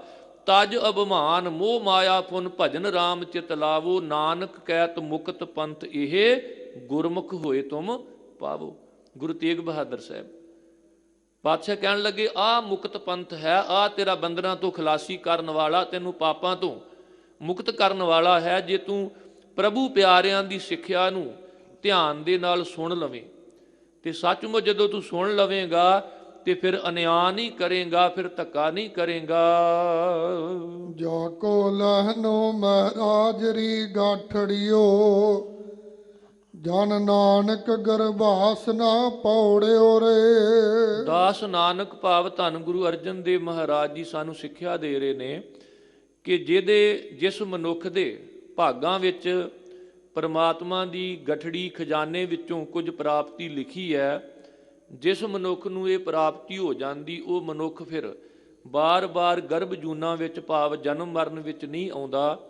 ਐਸੇ ਮਨੁੱਖ ਜਿਹੜੇ ਨੇ ਉਹ ਫਿਰ ਬੰਧਨਾਂ ਤੋਂ ਮੁਕਤ ਹੋ ਜਾਂਦੇ ਨੇ। ਭਾਵੇਂ ਉਹ ਸਧਾਰਨ ਮਨੁੱਖ ਹੋਣ, ਅਮੀਰ ਘਰਾਣਿਆਂ ਨਾਲ ਸੰਬੰਧ ਰੱਖਣ ਵਾਲੇ ਹੋਣ, ਜਾਂ ਰਾਜ ਭਾਗ ਦੇ ਮਾਲਕ ਹੋਣ, ਜਦੋਂ ਉਹ ਆਪਣਾ ਫਰਜ਼ ਨਿਭਾਉਣ, ਜਦੋਂ ਉਹ ਸ਼ੁਭ ਕਰਮ ਕਰਨ, ਜਦੋਂ ਉਹ ਜ਼ੁਲਮ ਤੋਂ ਹਟ ਕੇ ਪਰ ਉਪਕਾਰ ਕਰਨ, ਤੇ ਸੱਚਮੁੱਚ ਉਹਨਾਂ ਦਾ ਮਾਲਕ ਫਿਰ ਪਾਰ ਉਤਾਰਾ ਕਰਦਾ, ਉਹਨਾਂ ਨੂੰ ਬੰਧਨ ਰਹਿਤ ਅਵਸਥਾ ਪ੍ਰਾਪਤ ਹੁੰਦੀ ਹੈ। ਜਿੱਥੇ ਆਪ ਜੀ ਨੇ ਪਾਵਨ ਮੁੱਖ ਵਾਕ ਦੀ ਵਿਚਾਰ ਸਰਵਣ ਕੀਤੀ, ਆਓ ਚੱਲ ਰਹੀ ਲੜੀਵਾਰ ਗੁਰਬਾਣੀ ਕਥਾ ਨਾਲ ਜੁੜਨਾ ਕਰੀਏ। ਮਹੱਲਾ ਤੀਜਾ। ਗੁਰ ਸੇਵਾ ਤੇ ਹਰ ਪਾਈਐ, ਜਾ ਕੋ ਨਦਰ ਕਰੇ। ਸਤਿਗੁਰੂ ਗੁਰੂ ਰਾਮਦਾਸ ਮਹਾਰਾਜ ਜੀ ਦੀ ਉਚਾਰਨ ਕੀਤੀ ਹੋਈ ਇਹ ਵਾਰ, ਜਿਹਦੀ ਚੌਥੀ ਪੌੜੀ ਵਿੱਚ ਇੱਕ ਸ਼ਲੋਕ ਦੀ ਵਿਆਖਿਆ ਆਪ ਜੀ ਨੇ ਕੱਲ ਸਰਵਣ ਕੀਤੀ ਸੀ, ਤੇ ਦੂਸਰੇ ਸ਼ਲੋਕ ਵਿੱਚ ਗੁਰੂ ਅਮਰਦਾਸ ਜੀ ਕਿਰਪਾ ਕਰਦੇ ਨੇ, ਗੁਰ ਸੇਵਾ ਤੇ ਹਰ ਪਾਈਐ, ਜਾ ਕੋ ਨਦਰ ਕਰੇ। हे ਭਾਈ, ਗੁਰੂ ਸੇਵਾ ਤੇ ਹਰੀ ਪਰਮਾਤਮਾ ਦੀ ਪ੍ਰਾਪਤੀ ਹੁੰਦੀ ਹੈ ਗੁਰੂ ਦੀ ਸੇਵਾ ਕਰਨ ਦੇ ਨਾਲ, ਤੇ ਉਹਨਾਂ ਨੂੰ ਹੁੰਦੀ ਜਿਨ੍ਹਾਂ ਤੇ ਮਾਲਕ ਨਦਰ ਕਰ ਦਿੰਦਾ ਹੈ, ਜਿਨ੍ਹਾਂ ਤੇ ਕਿਰਪਾ ਕਰ ਦਿੰਦਾ ਹੈ, ਜਿਨ੍ਹਾਂ ਤੇ ਮਿਹਰਾਮਦ ਕਰ ਦਿੰਦਾ ਹੈ। ਇਹੀ ਕਾਰਨ ਕਿ ਸਤਿਗੁਰੂ ਨੇ ਜੀਵਨ ਦੀਆਂ ਅਹਿਮ ਪ੍ਰਾਪਤੀਆਂ ਨੂੰ ਨਦਰ ਤੋਂ, ਕਿਰਪਾ ਤੋਂ ਥੱਲੇ ਦੱਸਿਆ। ਕੋਈ ਮਨੁੱਖ 4 ਯੁੱਗਾਂ ਦੀ ਉਮਰ ਭੋਗ ਲਵੇ, ਬੜਾ ਵੱਡਾ ਰਾਜਾ ਬਣ ਜਾਵੇ, ਹਰ ਥਾਂ ਤੇ ਉਹਦਾ ਹੁਕਮ ਚੱਲੇ, ਲੋਕ ਉਹਦੇ ਨਾਲ ਤੁਰਦੇ ਹੋਣ, ਪਰ ਉਹ ਮਾਲਕ ਦੀ ਨਦਰੇ ਕਰਮ ਦਾ ਪਾਤਰ ਨਹੀਂ ਬਣਦਾ, ਤੇ ਸਾਹਿਬ ਕਹਿੰਦੇ ਉਹਦੇ ਪੱਲੇ ਕੱਖ ਵੀ ਨਹੀਂ ਹੈ। ਜੇ ਜੁਗ ਚਾਰੇ ਆਰਜਾ, ਹੋਰ ਦਸੂਣੀ ਹੋਏ, ਨਵਾਂ ਖੰਡਾਂ ਵੇ ਜਾਣੀਐ, ਨਾਲ ਚੱਲੈ ਸਭ ਕੋਏ। ਚੰਗਾ ਨਾਉ ਰਖਾਏ ਕੈ, ਜਸ ਕੀਰਤ ਜਗ ਲੇ, ਜੇ ਤਿਸ ਨਦਰ ਨਾ ਆਵਈ, ਤਾਂ ਬਾਤ ਨਾ ਪੁੱਛੈ ਕਿ। ਇਹ ਨਦਰ ਸਭ ਤੋਂ ਉੱਪਰ ਹੈ। ਸਾਹਿਬ ਕਹਿੰਦੇ ਨਦਰ ਦਾ ਪਾਤਰ ਬਣ। ਮਾਨਸ ਤੇ ਦੇਵਤੇ ਭਏ, ਸੱਚੀ ਭਗਤ ਜਿਸ ਦੇ। ਜਿਨ੍ਹਾਂ ਨੂੰ ਆਪਣੀ ਥਿਰ ਰਹਿਣ ਵਾਲੀ ਭਗਤੀ ਦੀ ਦਾਤ ਦੇ ਦਿੰਦਾ ਨਾ ਮਾਲਕ, ਉਹ ਮਨੁੱਖ ਤੋਂ ਦੇਵਤੇ ਬਣ ਜਾਂਦੇ ਨੇ। ਔਰ ਗੁਰੂ ਤੋਂ ਇਸੇ ਕਰਕੇ ਬਲਿਹਾਰ ਜਾਣਾ, ਬਲਿਹਾਰੀ ਗੁਰ ਆਪਣੇ, ਦਿਓ ਹਾੜੀ ਸਦ ਵਾਰ, ਜਿਨ ਮਾਨਸ ਤੇ ਦੇਵਤੇ ਕੀਏ, ਕਰਤ ਨਾ ਲਾਗੀ ਵਾਰ। ਔਰੰਗਜ਼ੇਬ ਜ਼ੁਲਮ ਕਰਦਾ ਸੀ, ਤੇ ਅਖੀਰ ਵੇਲੇ ਨਿਰਾਸ਼ਤਾ ਦੇ ਬੱਦਲ ਛਾ ਗਏ। ਨਸੀਹਤਨਾਮਾ ਲਿਖਦਾ ਹੈ, ਤੇ ਗੁਰੂ ਤੇਗ ਬਹਾਦਰ ਸਾਹਿਬ ਸਾਨੂੰ 59 ਸ਼ਬਦ ਤੇ 57 ਸ਼ਲੋਕਾਂ ਵਿੱਚ ਬਖਸ਼ਿਸ਼ ਕਰਦੇ ਨੇ ਵੀ ਜਦੋਂ ਜ਼ਿੰਦਗੀ ਵਿੱਚੋਂ ਸਭ ਕੁਝ ਵੀ ਚਲਿਆ ਜਾਵੇ ਤੇ ਨਿਰਾਸ਼ ਨਹੀਂ ਹੋਣਾ, ਚੜ੍ਹਦੀ ਕਲਾ ਵਿੱਚ ਰਹਿ ਕੇ ਕਹਿਣਾ ਹੈ, ਨਾਮ ਰਹਿਓ ਸਾਧੂ ਰਹਿਓ, ਰਹਿਓ ਗੁਰ ਗੋਬਿੰਦ। ਸਭ ਕੁਝ ਹੈ। ਨਾਮ ਸਦਾ ਥਿਰ ਰਹਿਣ ਵਾਲਾ ਹੈ, ਨਾਮ ਜਪਣ ਵਾਲੇ ਸਾਧੂ ਥਿਰ ਰਹਿਣ ਵਾਲੇ ਨੇ, ਨਾਮ ਜਪਾਉਣ ਵਾਲਾ ਗੁਰੂ ਥਿਰ ਰਹਿਣ ਵਾਲਾ ਹੈ, ਤੇ ਗੋਬਿੰਦ ਜਿਹਦਾ ਨਾਮ ਹੈ ਉਹ ਥਿਰ ਰਹਿਣ ਵਾਲਾ ਹੈ। ਇਹ ਚੜ੍ਹਦੀ ਕਲਾ ਸੀ। ਗੁਰੂ ਤੇਗ ਬਹਾਦਰ ਸਾਹਿਬ ਨਿਰਾਸ਼ਤਾ ਵਾਲੇ ਪਾਸੇ ਨਹੀਂ ਗਏ, ਉਹਨਾਂ ਨੇ ਚੜ੍ਹਦੀ ਕਲਾ ਦਾ ਸੰਦੇਸ਼ ਦਿੱਤਾ ਕਿ ਜਦੋਂ ਸੱਚਮੁੱਚ ਪਰਮਾਤਮਾ ਨਾਲ ਜੁੜ ਕੇ ਬਲ ਮਿਲ ਜੇ ਤੇ ਸਾਰੇ ਬੰਧਨ ਟੁੱਟ ਜਾਂਦੇ ਨੇ। ਤੇ ਜੇ ਕੋਈ ਬੰਦਾ ਬਲ ਪ੍ਰਾਪਤ ਕਰਕੇ ਹੰਕਾਰੀ ਹੋਵੇ ਤੇ ਹੰਕਾਰ ਦੇ ਬੰਧਨ ਉਹਦੀ ਜ਼ਿੰਦਗੀ ਵਿੱਚ ਆ ਕੇ ਉਹਨੂੰ ਜਕੜ ਲੈਂਦੇ ਨੇ। ਸਭ ਕਿਰਪਾ ਕਰ ਰਹੇ ਨੇ ਕਿ ਜਿਹਨੂੰ ਸਦਾ ਥਿਰ ਰਹਿਣ ਵਾਲੀ ਭਗਤੀ ਦੀ ਦਾਤ ਮਾਲਕ ਦੇ ਦਿੰਦਾ ਨਾ। ਹੁਣ ਜਿਹਦੀ ਜ਼ਿੰਦਗੀ ਵਿੱਚ ਭਗਤੀ ਦੀ ਦਾਤ ਨਹੀਂ ਹੈ, ਉਹ ਬੰਦਾ ਕਹੀ ਜਾਵੇ ਵੀ ਮੈਂ ਮਨੁੱਖ ਹਾਂ, ਪਰ ਗੁਰੂ ਤੇਗ ਬਹਾਦਰ ਸਾਹਿਬ ਨਹੀਂ ਮੰਨਦੇ। ਸਾਹਿਬ ਕਹਿੰਦੇ ਏਕ ਭਗਤ ਭਗਵਾਨ, ਜਿਹ ਪ੍ਰਾਨੀ ਕੈ ਨਾਹੇ ਮਨ, ਜੈਸੇ ਸੂਕਰ ਸਵਾਨ, ਨਾਨਕ ਮਾਨੋ ਤਾਹੇ ਤਨ। ਜਿਵੇਂ ਸੂਰ ਕੁੱਤੇ, ਇਸ ਤਰ੍ਹਾਂ ਉਸ ਮਨੁੱਖ ਦਾ ਸਰੀਰ ਜੀਵਨ ਬਣ ਜਾਂਦਾ ਜਿਹਦੇ ਜੀਵਨ ਵਿੱਚੋਂ ਰੱਬ ਦੀ ਭਗਤੀ ਨੂੰ ਮਨਫੀ ਕਰ ਲਿਆ ਜਾਵੇ। ਤੇ ਸੱਚਮੁੱਚ ਚਾਹੇ ਲੋਕੀ ਉਹਨੂੰ ਬਹੁਤ ਵੱਡਾ ਗਿਆਨੀ ਗਿਆਨਵਾਨ ਆਖਦੇ ਹੋਣ, ਬਾਹਰ ਗਿਆਨ ਧਿਆਨ ਇਸ਼ਨਾਨ, ਪਰ ਜੇ ਅੰਦਰ ਲੋਭੀ ਬਿਰਤੀ ਹੈ ਤੇ ਸਾਹਿਬ ਕਹਿੰਦੇ ਤੇ ਕੁੱਤੇ ਵਾਲੀ ਬਿਰਤੀ ਹੈ, ਬਾਹਰ ਗਿਆਨ ਧਿਆਨ ਇਸ਼ਨਾਨ, ਅੰਤਰ ਵਿਆਪੈ ਲੋਭ ਸਵਾਨ। ਤੇ ਦੂਸਰੇ ਪਾਸੇ ਕੋਈ ਲੋਕਾਂ ਦਾ ਬਣਾਇਆ ਰਾਜਾ ਬਣ ਜੇ ਤੇ ਕੰਮ ਫਿਰ ਦੂਜੇ ਹੋਣ। ਤੇ ਭਾਈ ਗੁਰਦਾਸ ਜੀ ਕੀ ਕਹਿੰਦੇ ਨੇ, ਕੁੱਤਾ ਰਾਜ ਬਹਾਲੀਐ ਫਿਰ ਚੱਕੀ ਚਟੈ, ਆਪਣ ਹੱਥੀ ਆਪਣੀ ਜੜ ਆਪ ਉਪਟੈ। ਜਦੋਂ ਉਹ ਇਸ ਤਰ੍ਹਾਂ ਦੇ ਲਾਲਚੀ ਬਿਰਤੀ ਵਾਲੇ ਕੰਮ ਕਰਦਾ ਤੇ ਆਪਣ ਹੱਥੀ ਆਪ ਹੀ ਆਪਣੀ ਜੜ ਪੁੱਟਣ ਦਾ ਉਹ ਸਬੱਬ ਬਣਾਉਂਦਾ ਹੈ। ਇਸ ਕਰਕੇ ਸਾਹਿਬ ਕਹਿ ਰਹੇ ਨੇ ਜਿਹਨੂੰ ਸੱਚੀ ਭਗਤੀ ਮਾਲਕ ਦੇ ਦਿੰਦਾ ਹੈ, ਉਹ ਮਨੁੱਖ ਤੋਂ ਦੇਵਤਾ ਬਣ ਜਾਂਦਾ ਹੈ, ਪਾਪ ਭਲੇ ਪੁਰਸ਼ ਬਣ ਜਾਂਦੇ ਨੇ ਉਹ ਆਮ ਸਧਾਰਨ ਵਿਅਕਤੀਆਂ ਤੋਂ। ਹਉਮੈ ਮਾਰ ਮਿਲਾਇਨ ਗੁਰ ਕਾ ਸ਼ਬਦ ਸੁੱਚੇ। ਜਿਨ੍ਹਾਂ ਨੂੰ ਹਉਮੈ ਹੰਕਾਰ ਖਤਮ ਕਰਕੇ ਪਰਮੇਸ਼ਰ ਦੇ ਨਾਲ ਮਿਲਾ ਦਿੱਤਾ ਹੈ, ਉਹ ਗੁਰੂ ਦੀ ਸਿੱਖਿਆ ਵਿੱਚ ਜੁੜ ਕੇ ਸੁੱਚੇ ਭਾਵ ਪਵਿੱਤਰ ਜੀਵਨ ਵਾਲੇ ਬਣ ਜਾਂਦੇ ਹਨ।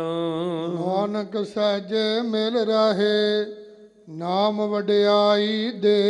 ਇਹ ਨਾਨਕ ਉਹ ਅਡੋਲਤਾ ਦੇ ਵਿੱਚ ਟਿਕ ਕੇ ਮਾਲਕ ਨਾਲ ਮਿਲੇ ਰਹਿੰਦੇ ਨੇ ਤੇ ਉਹਨਾਂ ਨੂੰ ਪ੍ਰਭੂ ਦੇ ਨਾਮ ਦੀ ਵਡਿਆਈ ਜਿਹੜੀ ਹੈ ਉਹ ਸਤਿਗੁਰੂ ਜੀ ਦਿੰਦੇ ਹਨ। ਪੌੜੀ ਗੁਰ ਸਰਗੁਰ ਵਿੱਚ ਨਾਵੈ ਕੀ ਵੱਡੀ ਵਡਿਆਈ, ਹਰ ਕਰਤਾ ਆਪ ਵਧਾਈ। ਇਹ ਭਾਈ ਅਕਾਲ ਪੁਰਖ ਦਾ ਸਰੂਪ ਸਤਿਗੁਰੂ ਵਿੱਚ ਨਾਮ ਦੀ ਵਡਿਆਈ ਹੈ ਤੇ ਇਹ ਵਡਿਆਈ ਕਰਤੇ ਪੁਰਖ ਨੇ ਆਪ ਵਧਾਈ ਹੈ, ਨਿਤਾ ਪ੍ਰਤੀ ਵਾਧੀ ਜਾਂਦੀ। ਤੇ ਜਿਹੜੇ ਸਤਿਗੁਰੂ ਨੂੰ ਮੰਨਣ ਵਾਲੇ ਨੇ ਨਾ, ਗੁਰ ਸਿੱਖਾਂ ਕੈ ਮਨ ਭਾਵਦੀ, ਗੁਰ ਸਤਿਗੁਰ ਕੀ ਵਡਿਆਈ।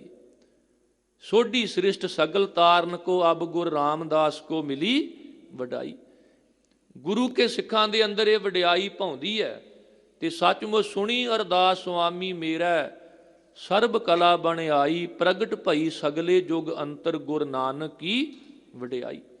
ਇਹ ਵਡਿਆਈ ਜਿਹੜੀ ਹੈ ਇਹ ਸੱਚੇ ਸਤਿਗੁਰੂ ਵਿੱਚ ਆਪ ਅਕਾਲ ਪੁਰਖ ਨੇ ਟਿਕਾਈ ਹੈ। ਸੇਵਕ ਸਿੱਖ ਸਭ ਵੇਖ ਵੇਖ ਜੀਵਨ, ਉਹਨਾਂ ਅੰਦਰ ਹਿਰਦਾ ਭਾਈ। ਗੁਰੂ ਕੇ ਸਿੱਖ ਸੇਵਕ ਸਤਿਗੁਰੂ ਦੀ ਵਡਿਆਈ ਵੇਖ ਵੇਖ ਕੇ ਆਤਮਿਕ ਜੀਵਨ ਜਿਉਂਦੇ ਨੇ, ਕਿਉਂਕਿ ਉਹਨਾਂ ਦੇ ਅੰਦਰ ਇਹ ਵਡਿਆਈ ਭਾਉਂਦੀ ਹੈ, ਉਹਨਾਂ ਨੂੰ ਚੰਗੀ ਲੱਗਦੀ ਹੈ। ਜਦੋਂ ਸਤਿਗੁਰੂ ਦੀ ਵਡਿਆਈ ਹੋਵੇ ਤੇ ਗੁਰਸਿੱਖ ਸੇਵਕ ਜਿਹੜੇ ਨੇ ਉਹਨਾਂ ਨੂੰ ਖੁਸ਼ੀ ਹੁੰਦੀ ਹੈ, ਉਹ ਅੰਦਰੇ ਅੰਦਰ ਖੇੜੇ ਵਿੱਚ ਆਉਂਦੇ ਨੇ ਸਤਿਗੁਰੂ ਦੀ ਵਡਿਆਈ ਨੂੰ, ਪਰਉਪਕਾਰਾਂ ਨੂੰ, ਗੁਣਾਂ ਨੂੰ ਸੁਣ ਕਰਕੇ।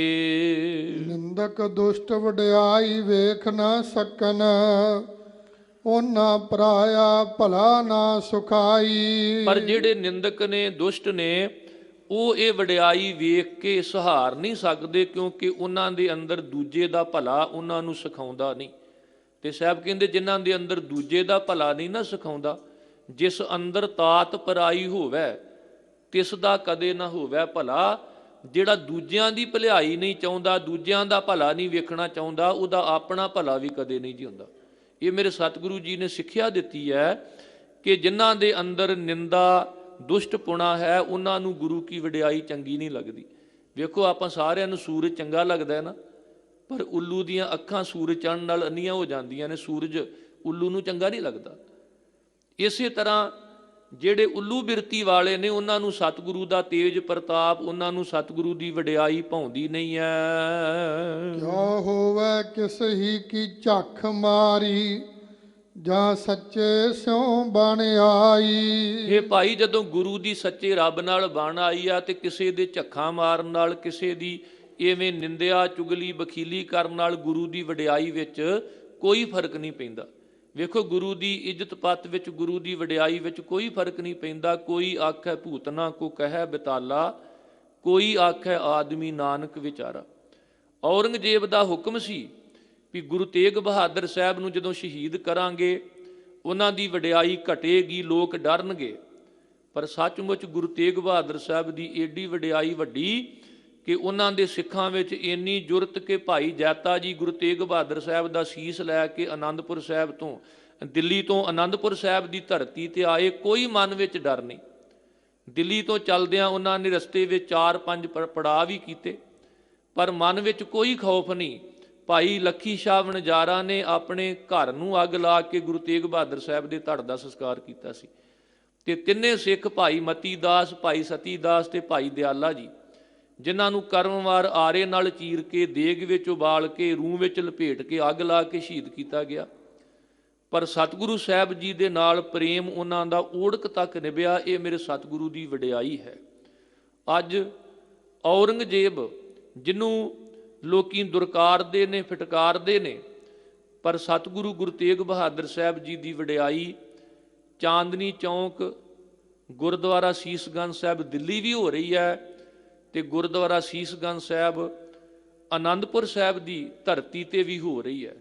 ਕਿਉਂਕਿ ਗੁਰੂ ਤੇਗ ਬਹਾਦਰ ਸਾਹਿਬ ਜਿਨ੍ਹਾਂ ਨੇ ਆਪਣਾ ਸੀਸ ਦੇ ਕੇ, ਆਪਣਾ ਬਲਿਦਾਨ ਦੇ ਕੇ ਧਰਮ ਨੂੰ ਬਚਾਇਆ ਸੀ, ਮਜਲੂਮਾਂ ਦੀ ਰਾਖੀ ਕੀਤੀ ਸੀ। ਸੱਚਮੁੱਚ ਲੋਕਾਂ ਦੇ ਹੱਕ ਜਦੋਂ ਔਰੰਗਜ਼ੇਬ ਖੋਹ ਰਿਹਾ ਸੀ ਵੀ ਮੈਂ ਨਹੀਂ ਰਹਿਣ ਦੇਣੀ ਧੋਤੀ, ਮੈਂ ਨਹੀਂ ਰਹਿਣ ਦੇਣੀ ਬੋਦੀ। ਤਿਲਕ ਤੇ ਜੰਜੂ ਨੂੰ, ਕਰਮ ਧਰਮ ਨੂੰ ਜਦੋਂ ਉਹ ਖੋਹਣ ਲੱਗਾ ਤੇ ਗੁਰੂ ਤੇਗ ਬਹਾਦਰ ਸਾਹਿਬ ਨੇ ਆਪਣਾ ਸੀਸ ਤੱਕ ਦੇ ਦਿੱਤਾ। ਇਹ ਵਡਿਆਈ ਹੈ ਮੇਰੇ ਗੁਰੂ ਤੇਗ ਬਹਾਦਰ ਸਾਹਿਬ ਜੀ ਦੀ, ਕਿਉਂਕਿ ਉਹਨਾਂ ਨੇ ਆ ਕੇ ਫਰਿਆਦ ਕੀਤੀ ਸੀ, ਬਾਂਹ ਅਸਾਡੀ ਪਕੜੀ ਹੈ ਹਰ ਗੋਬਿੰਦ ਕੇ ਨੰਦ।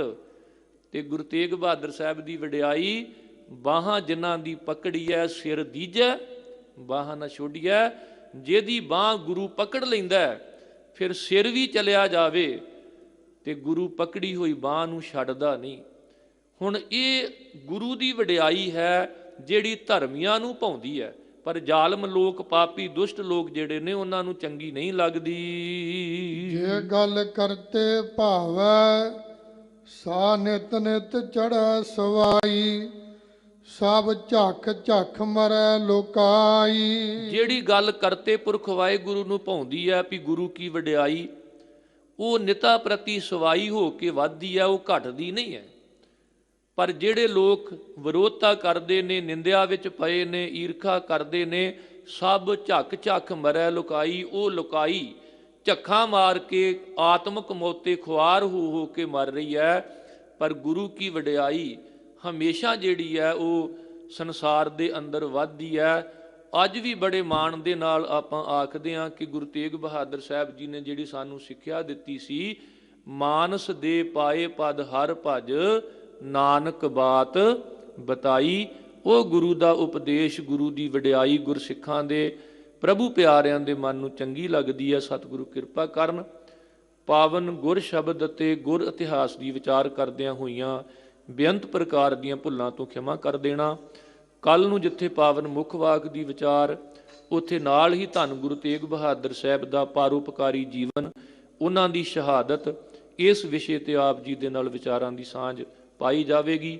ਹੋਈਆਂ ਬੇਅੰਤ ਪ੍ਰਕਾਰ ਦੀਆਂ ਭੁੱਲਾਂ ਤੋਂ ਖਿਮਾ ਕਰ ਦੇਣਾ। ਕੋਟਾਨ ਕੋਟ ਸ਼ੁਕਰ ਅਕਾਲ ਪੁਰਖ ਵਾਹਿਗੁਰੂ ਜੀ ਦਾ, ਸਾਹਿਬ ਸਤਿਗੁਰੂ ਗੁਰੂ ਗ੍ਰੰਥ ਸਾਹਿਬ ਜੀ ਦਾ, ਆਪ ਸਾਰੀਆਂ ਸੰਗਤਾਂ ਦਾ। ਆਓ ਪਾਵਨ ਗੁਰ ਸ਼ਬਦ ਦੀਆਂ ਸੰਪੂਰਨਤਾ ਵਾਲੀਆਂ ਤੁਕਾਂ ਦਾ ਪਾਠ ਇੱਕ ਵਾਰ ਫਿਰ ਸਰਵਣ ਕਰੀਏ। ਕਿਆ ਹੋਵੇ ਕਿ ਸਹੀ ਕੀ ਝੱਖ ਮਾਰੀ, ਜਾਂ ਸੱਚੇ ਸਿਉ ਬਣ ਆਈ। ਜੇ ਗੱਲ ਕਰਤੇ ਭਾਵੈ ਸਾ ਨਿਤ ਨਿਤ ਚੜ੍ਹੈ ਸਵਾਈ, ਸਭ ਝੱਖ ਝੱਖ ਮਰੈ ਲੋਕਾਈ। ਵਾਹਿਗੁਰੂ ਜੀ ਕਾ ਖਾਲਸਾ, ਵਾਹਿਗੁਰੂ